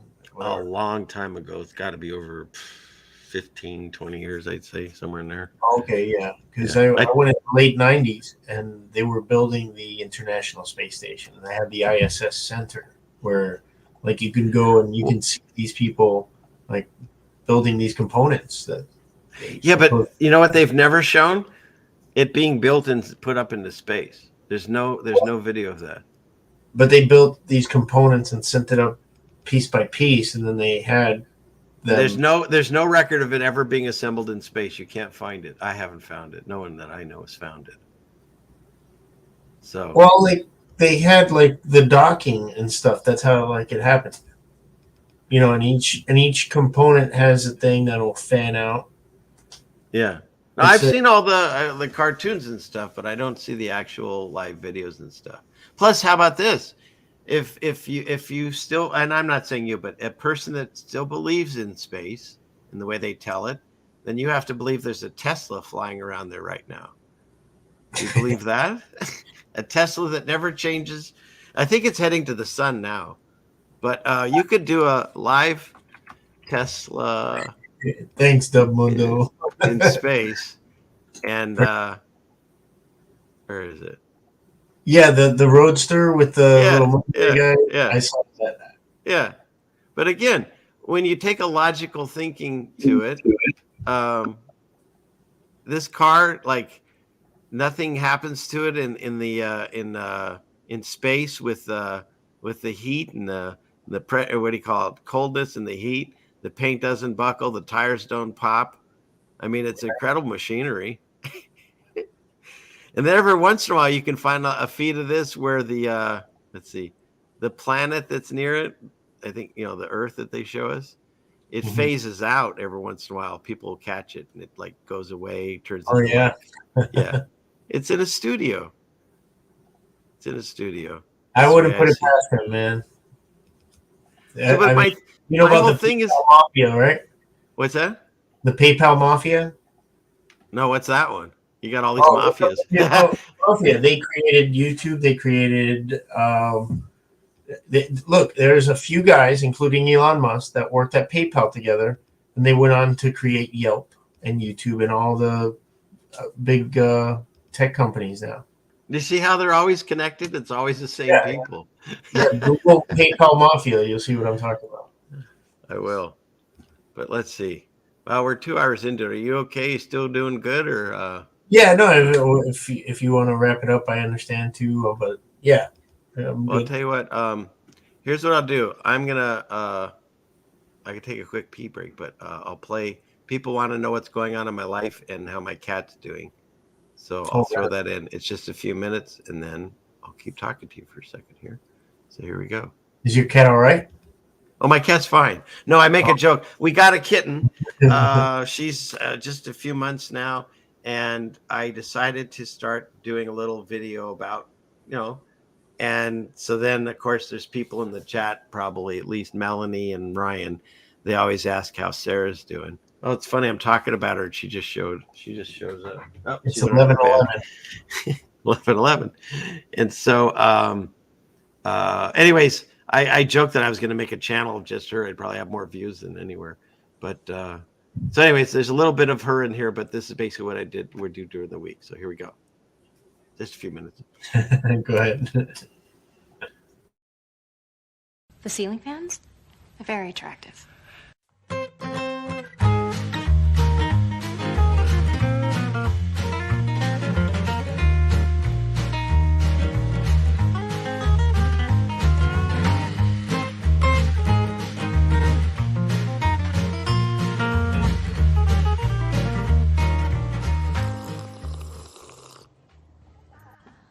So, are you doing anything on your own to prepare?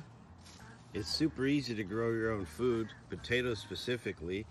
I threw some scraps into this bag, and there's potato plants growing in here. There's a lot of potatoes. We'll harvest these, and we'll end up having a really nice dinner. And this was just leftover scraps in a bag. Potatoes, onions, garlic, they grow without even trying. And in fact, you could even take a potato, eat most of it, and grow a new one or multiple ones from it. Same thing with the onions and garlic. You guys are writing this down, right? So there you go. There's a little harvest that came out of this. The tiny ones we'll replant. The larger ones we'll eat. And then these plants I'll give to the chickens. Nothing is wasted. Nothing. All right, so what do we have in this bowl here? We have red clover. We have red clover. We have some lemon balm. Lemon balm. We have some valerian. Valerian. We have some wild lettuce. Wild lettuce. What else? Where did I say oregano? Oh, rose petals. Rose petals. Some white clover. Some. Did I say red clover? Yes. Daisies, do I see in there? No. No? What's the yellow? Yellow. Yellow Oh, this is dandelion. Dandelion, that's the word I was trying to do. Vervain, here's some valerian. There's vervain in here, here. And then it's soaking in water? And I'm going to let the sun sit on it and ferment it a little bit. Yeah. And what are we creating? I'm going to make a fermented herb tonic. Nice. This missing. I just blessed it.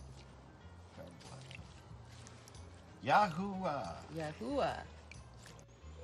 At this point, I have to watch myself that I don't put back all the weight I just lost from not drinking, because my wife makes the most incredible bread you've ever seen, and it's delicious.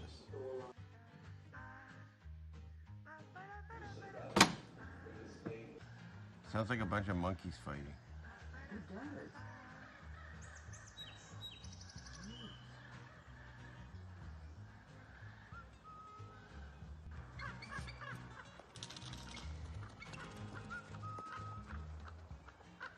Get him, Raven! Get that eagle out of here!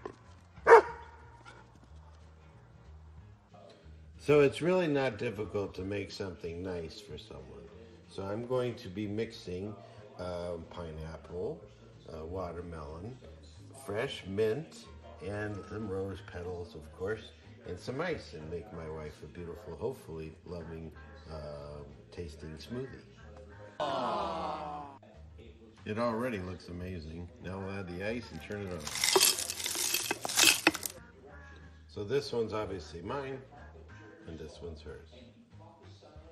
So the other wonderful thing about using overripe fruit to make a smoothie, the rest of it is going to be a tropical paradise for the chickens. They have no idea what's in store. Here they come. Come on in, ladies. What do you think, ladies?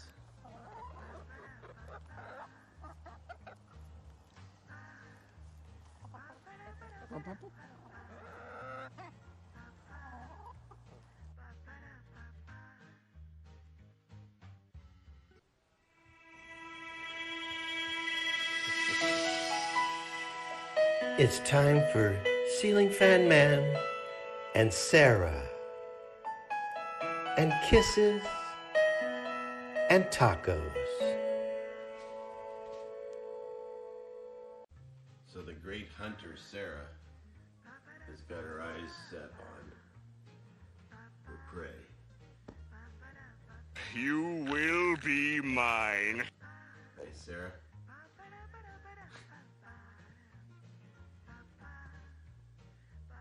You get that bird, Sarah?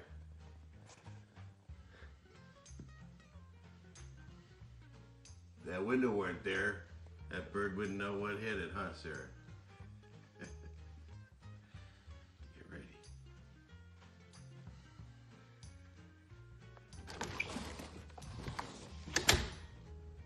Just for big boys. All right, Tom Cruise. What do you think you're doing? You gonna drop down from the ceiling? What are you doing? How about Catwoman. What are you doing, Catwoman? Tisk tisk and another tisk, Batman. Huh? or cat monkey? Cat monkey. Look at that tail. That's a monkey's tail. Monkey? What's up, Sarah?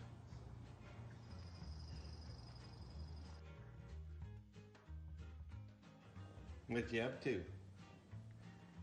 Cleaning and chilling? Yeah? Alright, I'll leave you be. Satellite tracking continues.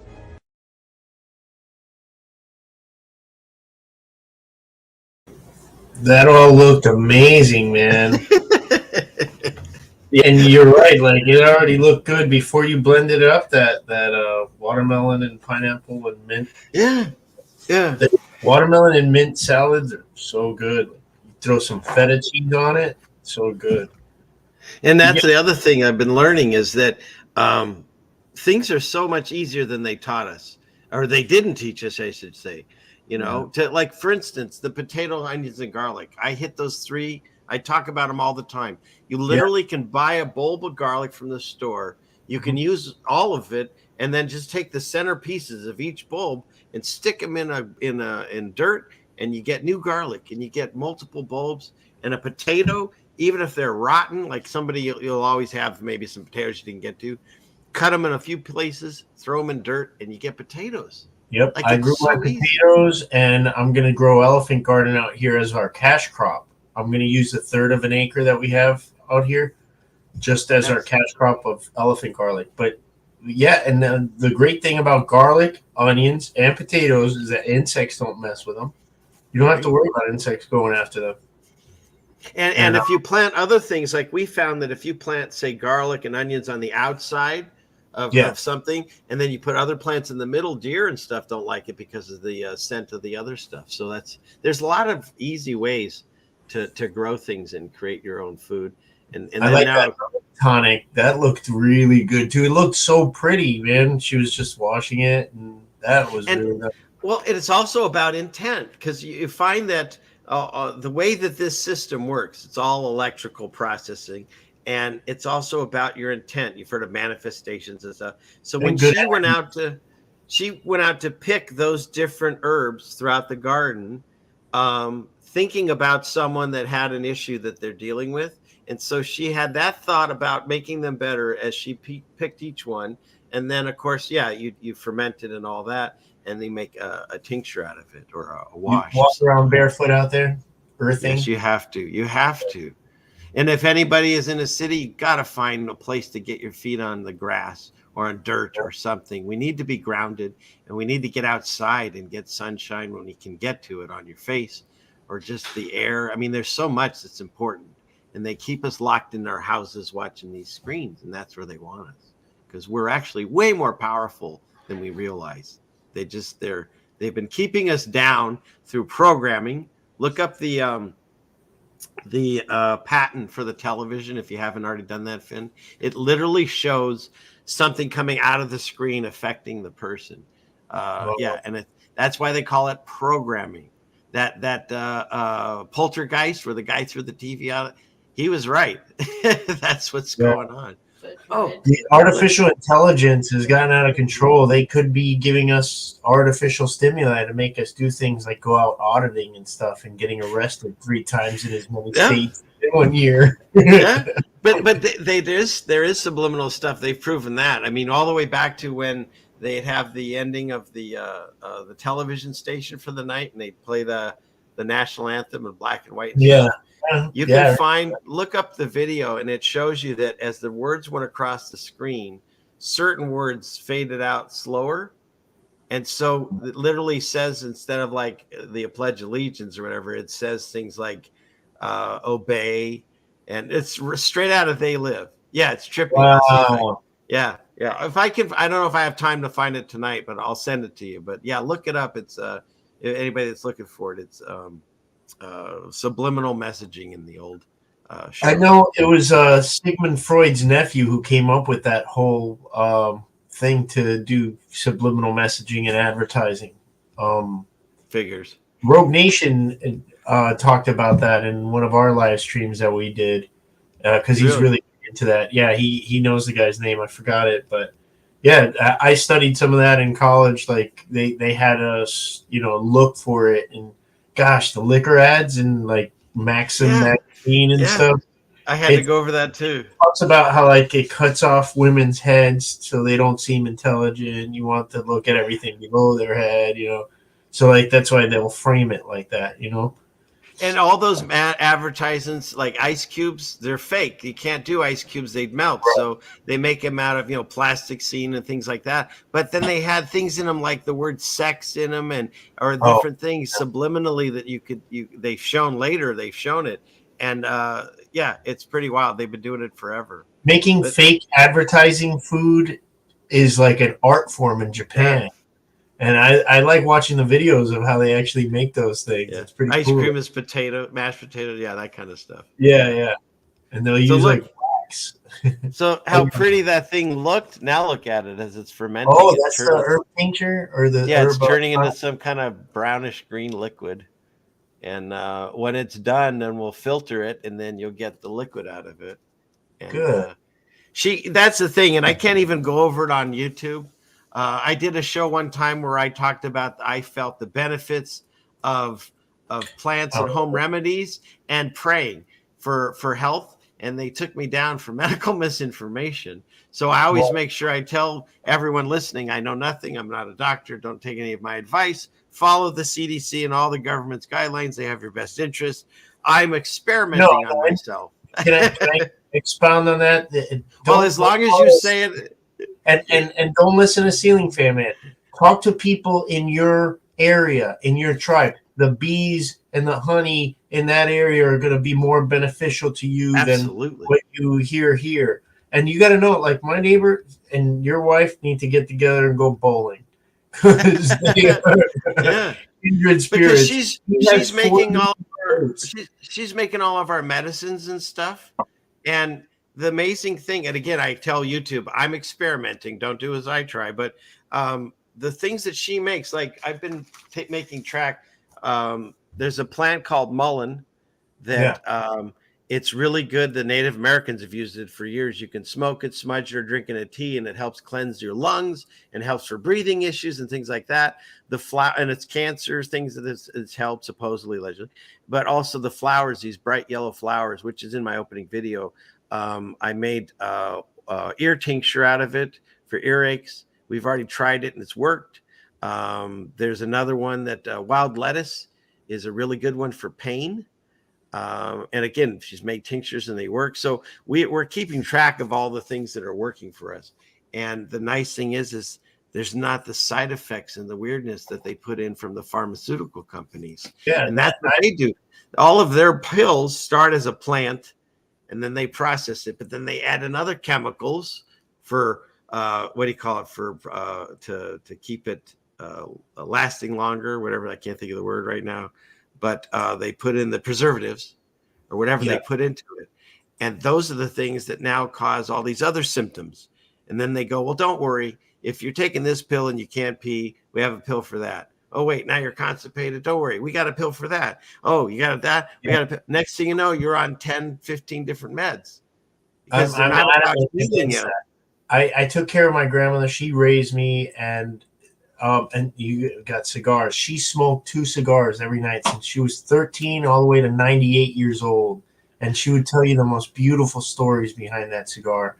Like if you heard Alibaba and the 40 Thieves, you haven't heard it the way she tells it. His name was Seven. He had to eat 7 chickens. He had to and I call my chickens ladies also, by the way. Excellent. Oh, you have chickens? I have mullen. Yeah, and I have mullen growing. It's the long yellow flowers, the long stalk coming out. And I had another one. And my neighbor lady, who has 4 Nubian goats and has awesome goat cheese she makes out of it, she gave me that mullen that I have in the garden, but I already have it all over the property. It shoots up, and I think it's pretty. And very beneficial. A lot of good stuff. And the leaves that come off it, those big green leaves that are real soft, they call it cowboy toilet paper because they used to use that.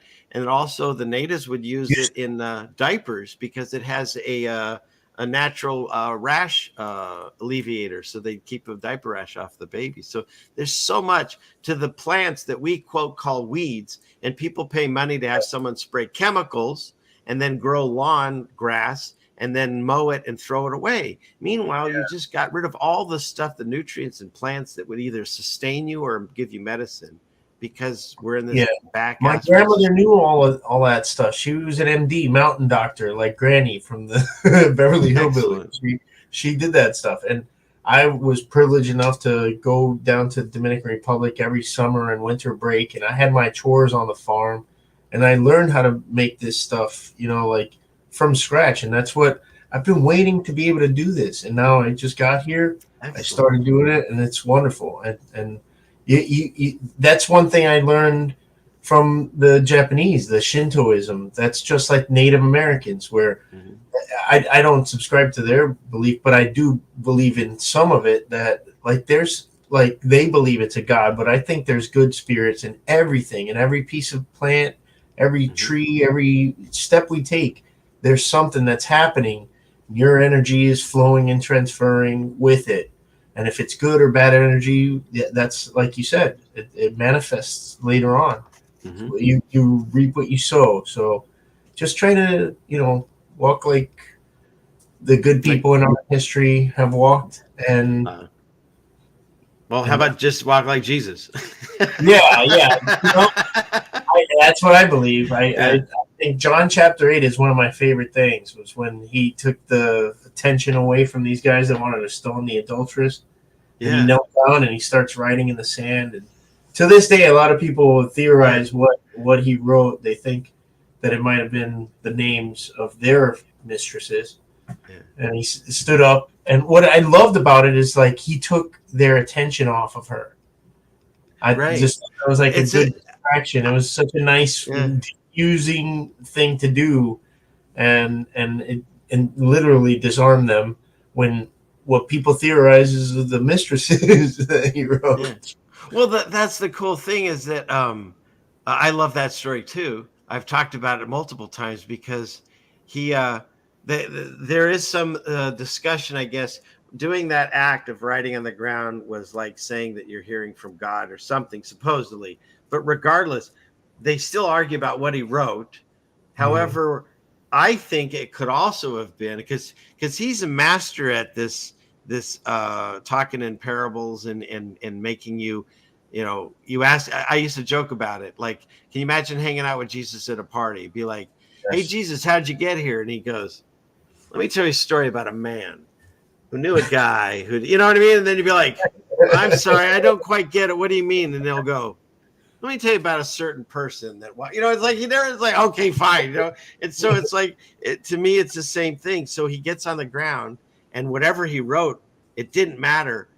What if he was just taking some time and letting them stew in their own heads like they did. Yes. And then what happens? They all freak out and they all leave. And then he just nonchalantly looks up and goes, "Oh, where'd everyone go?" You know, it's like, and so she's all, "Oh, they left." And he's like, "Oh, if there's no accusers," he goes, "I am not accusing you either." And what does he say? "So go on your way, but sin no more."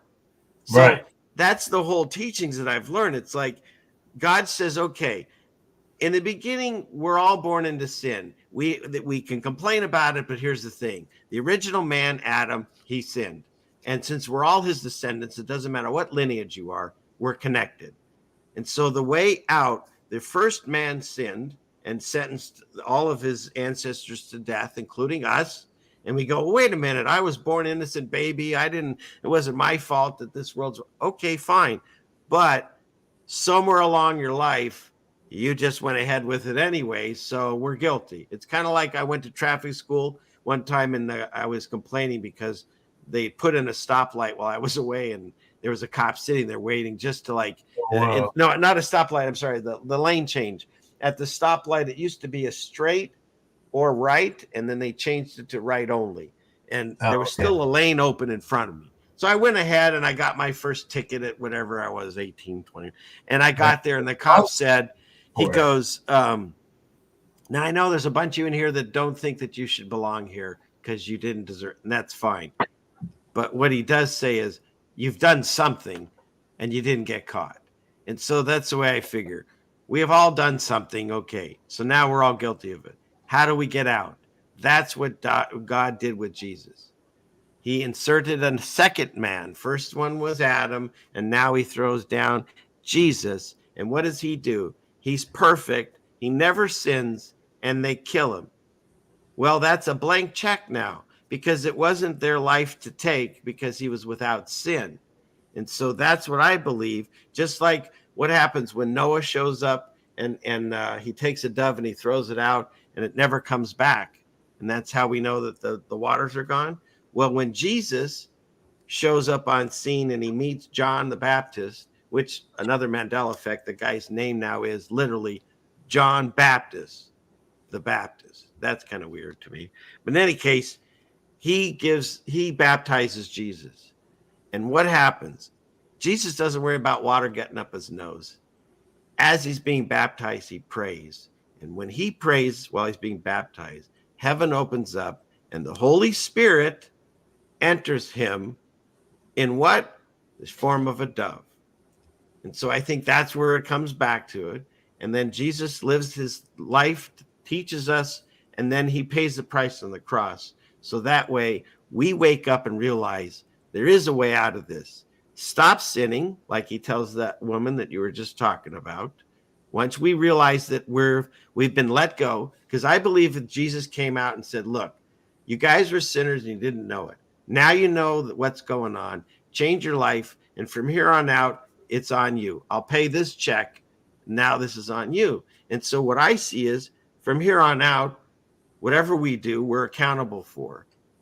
And the fact that I know how to be now, that's how I'm going to live my life. Because the only reason that I even started this channel is because I came from a different faith like you, and I wasn't religious. And all of a sudden I started seeing signs that were affecting me in a way that provably so in this book that's been around forever and is still argued about today in the Bible. There are things you can find in here that talk about things that have happened in our past, things that are happening currently right now, and things that they say are going to happen in our future. And I can't find another book on that shelf that I could do that with. So there's something special about this book.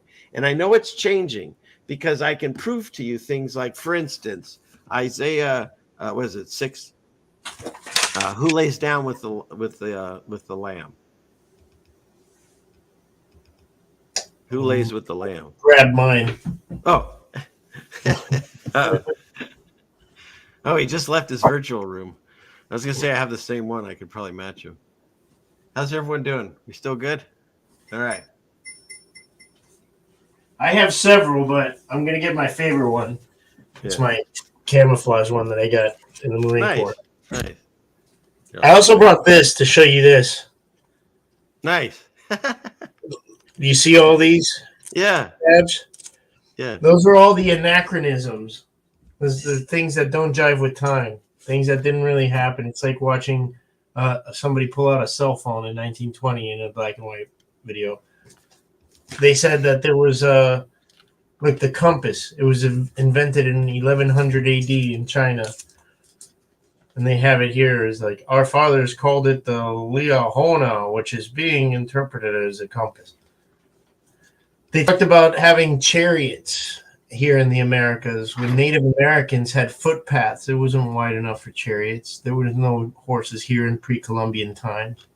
There are so many things in this that you would go nuts on. Like if you guys like really dived into this.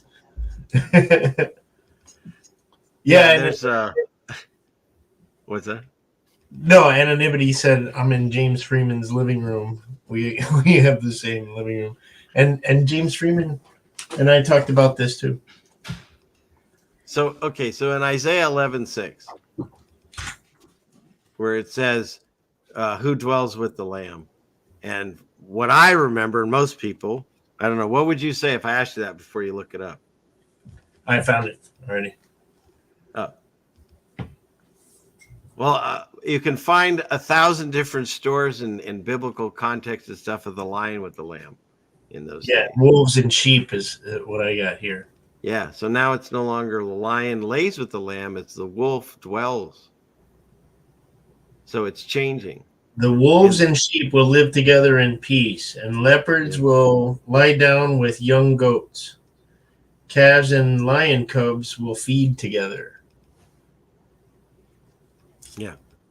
You know, that's something I because when I first got into, you know, not just spirituality, but questioning it was when I was 10 years old in fifth grade. My friend wouldn't stand for the Pledge of Allegiance like we were talking about. And I asked him why, you know, and he told me he was Jehovah's Witness. So I started going to his Bible studies and, you know, I asked them stuff and they told me, oh yeah, when we die, paradise is going to be like here, like on earth, but the lions and stuff, they're going to be friendly. They won't eat you. And I'm like, so they're vegan? No, seriously, the like you're saying that the paradise that we all know as heaven in our mind that we want to achieve, you know, salvation and get there is going to be all the same shit that we've been saying. I mean, I know that like there's like a volcano that happened in Indonesia that. Oh, my bad. What? Was that a signal to me? What happened? What'd I do? Oh no, you were like. No, I'm reading. I'm watching the other screen too. I'm sorry. No. There was a like my wife's trying. No. You can't even do that. One of your auditors got in trouble for that. They're like, "Oh, you want to cut my throat?" No, it just means stop talking. No, so there was a volcano that erupted and destroyed like 75% of the flora and fauna that the Earth used to have, and we have like the remaining 25% from when it like this cycle or whatever, scientifically speaking, right? And that's like, you know, stuff that we know. We don't know for sure. Like we question everything, right? But let's say that were true, that volcano knocked all that. So we don't get to see any of that. Like in paradise, we're just like, we don't get to see what's really on the other side. We're just stuck here again. And everybody's like, no, there's no way. Yeah. No, I'm not cycling through this again. I told the woman who used to come to my house a lot and we'd have good conversation. I said, it's far more beautiful and more incomprehensible for our puny brains than we can imagine. So just have that faith that, you know, just do good and do good. Don't be good. That's something you do. Mm-hmm. I heard somebody say that recently. Yeah.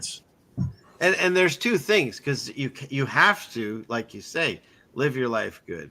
But you also have to make that connection with the Creator. You have to reach out and do it.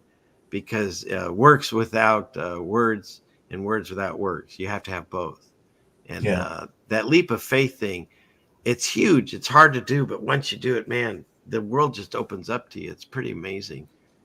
But my neighbor lady, she had some chickens and they all got wiped out. I heard somebody else the same day told me his chickens all got wiped out. Both of them told me they brought back their flocks with the eggs. They incubated the eggs, and they both. I heard the same story the same day that I cracked my first homegrown egg from my chickens that I got in February, and it was a double yolk. That's a 1 in 1,000 thing, and it was my first one. So wow. I mean, God's talking to you.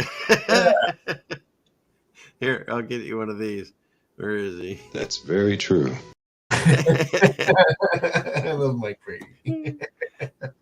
So here's the thing. I did a video a few years back, February, about the Bible changes, because what was happening for me is I never read the Bible. Again, like I said, growing up Jewish, they told me read the Torah, which was the first half, then close the book and put it away and guess the ending, basically, because they never told us about the rest of it. We didn't know about Jesus or any of that. We just thought he was a prophet like Moses. But when I started actually reading the Bible the first time through, I read it all the way through. And then the next time I was reading it all the way through, I noticed some things that were weird. And that's when I started looking into these, Bible changes and stuff. And like, for instance, bottles are now in the King James Bible. And let's see what else I have on here. This is relevant. Matrix is now in the Bible.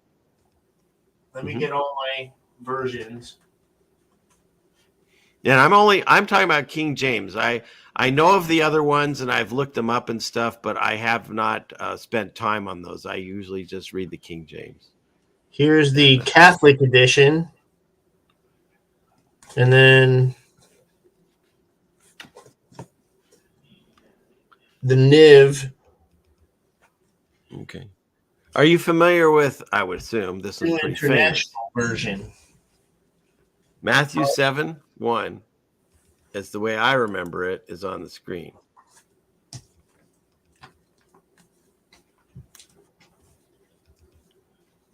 Does that look familiar to you? Yeah. Okay, so the whatever you want to call it, the quantum effect, Mandela effect, that now no longer says that. And you can look up your King James right now, and it's actually now changed to judge not, that ye be not judged. Yeah, mine says, do not judge others so that God will not judge you. Right, but I'm saying the King James. Right, and let me see on this one. Recovery version. And see, and then how about the Lord's Prayer? Yeah. Our Father, or just if you can remember just from your memory, our Father who art in heaven. And then it Trespasses or debtors. Yeah, but it used to see, I guess it was playing, I didn't see that. I remember it as trespasses. And it's now changed to debt and debtors. Forgive us our debts and debtors. That you be not judged. And then what's this one? This one was a huge one for me. Stop judging others and you will not be judged. But I'm just talking about how the wording was and how it looks now. For like this one, John 5:8, one of my favorite. I love the Gospels. But in John 5:8, when he touches the guy because he can't get to the water in time, and he just touches him and says, "Arise, take up your mat and walk." And the reason that this one I looked into was because at the time of this video, it had changed, and it had changed to couch, which doesn't make any sense because there were no couches back then. But now if you look at it, which you have in front of you, it's changed again, and it now says bed. And I can prove right here on this video from 2 years ago, it was couch. And now if you look at it currently, it's bed. In these 1, 2, 3, 4, 5 different versions that I have, I've read 5 different versions. Right. This I'm one- looking. Do you have KJV with you, or you don't have that one? No. Do not criticize, and then you won't be criticized. That's what it says here. Oh, okay. But I'm talking about not in the different translations.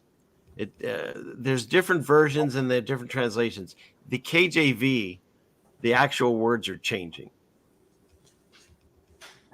Yeah. Well, I mean, the words are changing in these too, and they're not. It's not about translations. It's just their. Oh, okay, so you're noticing changes there too. I didn't know that. Yeah. That's what I'm saying. In 5 different versions, they were just worded differently each time. 5 different ways. But what if I told you that there's? You just said. What if I told you there's 11 times that God talks about pissing in the Bible? Oh yeah. And like Noah when he was drunk. I don't know about Noah and his drunkenness.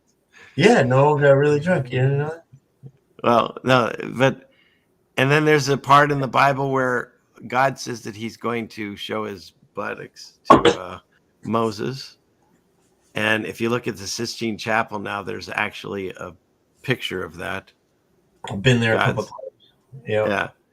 And you know why you can't photograph it? Tell me. Because back in the 80s, Nippon TV, the Japanese television station, paid $4.2 million to help restore it. And the Vatican generously gave them the rights to it. Is that why? Yeah. I didn't know that.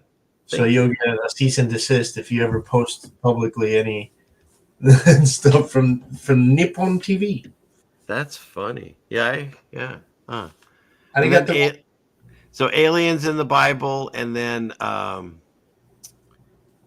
this one really got to me. So let's see. Bottles are in the Bible. Matrix is in the Bible, but dinosaurs, no. No, not yet. Okay, this one bothered me. So when I read this the first time through, it says about this. I will tell you. In the night there shall be 2 men in a field. One shall be taken, the other shall be left. And now it's 2 men in a bed. And it used to be 2 women grinding at the mill, and now it's just 2 women grinding. Like it's being sexualized. What? Cooter bump in action? Is that what they're talking about? Yeah. So now homosexuality in the Bible. And then if that wasn't enough, I looked for the word hallelujah. You can find, I think, hallelujah once, but overall it's not in existence. Grab him by the Matrix. Yeah. Good one. And then this one, Luke 19:27, where Jesus, remember when Jesus says, hey, bring my enemies, which I should reign over, and bring them hither and slay them before me. Now Jesus wants you to murder the enemy? No. Sorry, that's new. And Jesus now is no longer hung on a cross; they hung him on a tree. But I'm asking like I showed you. There's 5 different versions that I have here, and these were just in my lifetime of collecting these Bibles that I've collected. You know, like that Catholic one is super old. But imagine since the Council of Nicaea, which you know about that, right? The Nicene Council. Your what council? The Council of Nicaea in 300 AD. Jeez, you keep coming up with things I'm not familiar with. Let me pull that up. Oh wow, yeah. I thought like in conspiracies you would like have looked that one up. Yeah, they Emperor Constantine changed from paganism to Christianity because it was more popular, and he wanted to please everybody. So that's why he mixed kind of the 2 things, like some. Yeah, there we go. These guys got together and compiled the Bible that we read today. And they omitted some stuff that they didn't want us to know. Mm-hmm. Book of Enoch is a big one. I've read that one. That fills in a lot of blanks. Yeah, what happened? It's like Enoch and the town of Nod were there. The town of Nod, right? Like, well, Enoch wasn't there yet. When Cain killed Abel, he was sentenced to walk the earth, and he came to a town east of Eden called Nod. and he met his wife there, and he had a son named Enoch, and Enoch begat. Right. So where did that town come from? If they're the first family. Yeah, exactly. When they banished Cain, where did he go? If there was already a town. There's a town, but he's from the first family. But they were talking about a long time ago, and not looking at it like solid as to be like historical fact, every single little thing, because like I said, Noah did get drunk. Noah got really drunk, and there were things talking about him. Was it sleeping with his daughters or granddaughters or some shit like that? I don't know. That was a different guy. That was a different one. But yeah. But Noah's daughter, one of them, ended up marrying Finton. That's my first name. Yeah, Finton was a Celtic god who could change into a salmon or a fish or a hawk also. So when the floods happened, that's what he did. And then when the water receded, he married Noah's daughter and told the story of Old Ireland. That's the Celtic lore behind my name. Wow. I feel like it's I barely started this interview and we're 3 hours into it. It's like when I talk to Joe. There's so much more I want to talk to you about. Let's do it again. Yes. Would you mind? That'd be wonderful. Not at all. Okay. Excellent. Yeah, because I think I need to kind of wind this down. I know it's like almost midnight there. So yeah. And you have a family, and I really appreciate you giving me your time. And a really big case, I got to get some audio and video stuff for this guy's defense. I'm helping his lawyer also because he's not very tech savvy. I don't know what the hell I'm doing. Yeah, like I said, I don't even know how this show gets on the air, but here it is. I know what you mean. Well, hey, I just thank you again. We'll definitely, I'll talk to you and we'll hook up another interview. I'd love to continue about more of the subjects that I talk about, and then also hear more about your story, because like I said, we barely got there. And I'd be glad to. Excellent. Thanks, Richard, for having me. Thanks for everybody in the chat and who put up with my questions, and I'll like happily like look into all the things that like you've opened my mind to, because I want to make my own decision. I want to make my own, come to my own conclusions. Like there's some things like that I can say, man, we left a bunch of stuff up there. Like, look at it. Well, but again, you try to find those things you can't, and also the flag. Why would they take the flag and stick it right by that lunar lander so that way when it lifted off, it would be disintegrated all over the place? Right? There's so many things. How did they get that car up there? I know it was broken down. They had to put it, it was a General I know Motors it was broken down and they had to put it together, but look at the spatial room that doesn't add up. And even if it did, where are the pictures of them putting it together? There's no pictures of them putting on spacesuits and stuff. How are the astronauts drowning almost? A third one now just almost drowned it. Now, guess what they do? They practice where? In a pool, in a big pool with a green screen, which they can then just throw up and make it look like they're in outer space. It's the same movements, and that's how people are drowning. There's bubbles in space. Find that on the internet. You'll still see How that. come the Russians haven't called us out on it? Everyone, it's bigger than that. See, we need to go a whole other show. It's bigger than that, because provably so. There's someone higher than everyone, because this current psyop that we're dealing with, however you want to see it, every nation in the world, including the ones that hate each other and fight over each other, they all went along with the program, right? Put on this, take that, shut off everything down. They all went along with it. It doesn't matter. So it doesn't matter what country. Yeah, they someone own above the world. It's not just our country that some people are running. They're running the world. I Correct. believe that. I was so talking the people about that are running the world are hiding the existence of God by telling you you're in a ball flying through space. I'll give you one last thing before we leave. It's 1 minute. I made it. Watch this. Tell me what you think of this. Here.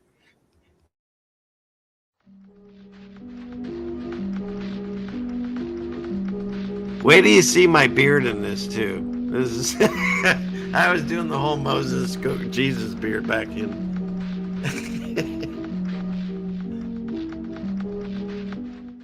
I don't believe I live on a cartoon ball that flies through space the way that they say on this ridiculous model.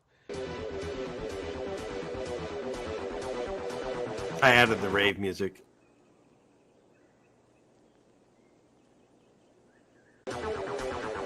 That's the heliocentric model that they teach us. That's what's happening. That's our experience. That's what we see and feel.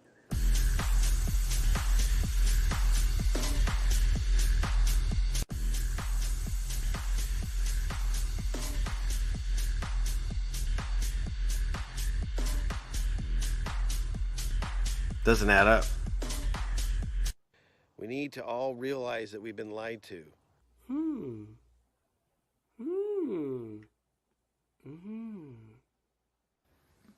Satellite tracking continue.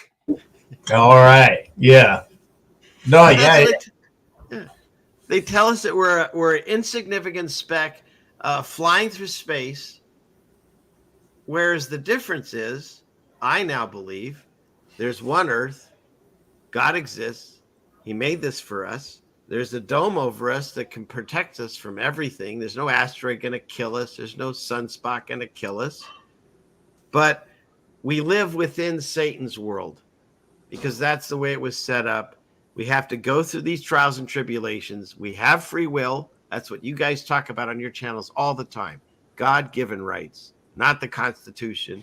God gave us these rights. Everyone agrees. The Third Amendment. The Third Amendment is don't have troops in your house. They didn't. Yeah, maybe he didn't. Okay, maybe that's not his, but that's why that's what they're trying to do. They're trying to take that away through legislations and all this. When in actuality, we have free will. And the way I live my life, if you don't want to say it's living to Jesus, then you say this: take no, take no shit, but cause no harm. And what I think the whole Bible breaks down to is three things. Know that God exists and make a relationship and love him. Love yourself. We're made in the image of God. This society teaches us to hate ourselves, our bodies and everything. No, love God, love yourself. When you get those down, love your neighbor as yourself. And you do that, that's the teachings of Jesus. That's it. And you can do that and find your way out of this mess, because I don't want to do this. Yeah, and it is a mess, and that's why God put it in my heart to do this, because I found peace in myself. I found peace in my family. I got them taken care of. And what do you do after that? You get that spark to do something for others. And that's where I've always been, service above self. I've always tried to serve my community. I got bitten by that bug in college when I had to do some course where they told me go get some credits by working at a soup kitchen. And that first soup kitchen at Camilla's house in downtown Miami, I just if anybody remembers anything I say tonight, remember that if you're feeling down, if you're feeling crummy, go out and do something kind for someone else, and you'll see how wonderful it feels. That's very true. I love that guy.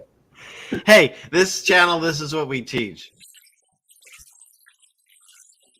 I love how he says my name too. So excellent. Well, this has been such a pleasure. I'm looking forward to another conversation. I'll stay in touch with you and we'll figure that out. And I'll keep sending you things to make you think, and maybe we'll see how you feel when you come back, and we'll discuss some of the same ground. But thank you. And thank everybody in here too. Excellent. All right, everyone. I'm going to be back, of course, God willing, next Friday. I have an amazing guest for those of you in the know. It's a gentleman by the name of Martin Littke. And if you're not familiar with him, he's a funny, flat earth British guy, and he goes over old pictures and stuff. And that's a whole other topic that I cover on other channels. I'll maybe send you some of those, where we go over old buildings and trying to figure out how it doesn't add up on how these things were made and what the stories. History is a lie, the way they've taught us, and we're trying to figure it out ourselves. Man, that place is crazy. You see the way those stones are cut, it doesn't even make sense. The 3 windows of Machu Picchu? Look that up. Yeah. All right, excellent. So we'll cover more next time I see you. And for everyone else, I'll be back next Friday and 6 p.m. Check your local listings with Martin Littke. And once again, thank you, Finn, for sharing your time, and thank your family for putting up with me doing this in your house for till after midnight. So, all right. And for everyone that's listening and watching, thank you all for being here. And may I just say, may God watch over all of us throughout these times. Continue to shine and show us your mercy. Help us through these times with love, with grace, and teach us more. Continue to help us shine to help others find you and come home. In the name of Jesus, I thank you. Amen. Amen. That was a good one. Thank you. All right, that's it. I get to play this little thing. Class is dismissed. And so now I'm going to play my outro. It's a little song so people could say goodbye to each other. You're welcome to hang out and stay. If you got to go, I understand. Thank you so much again for being here. I really appreciate it. Shalom, Ronald Lee. Shalom.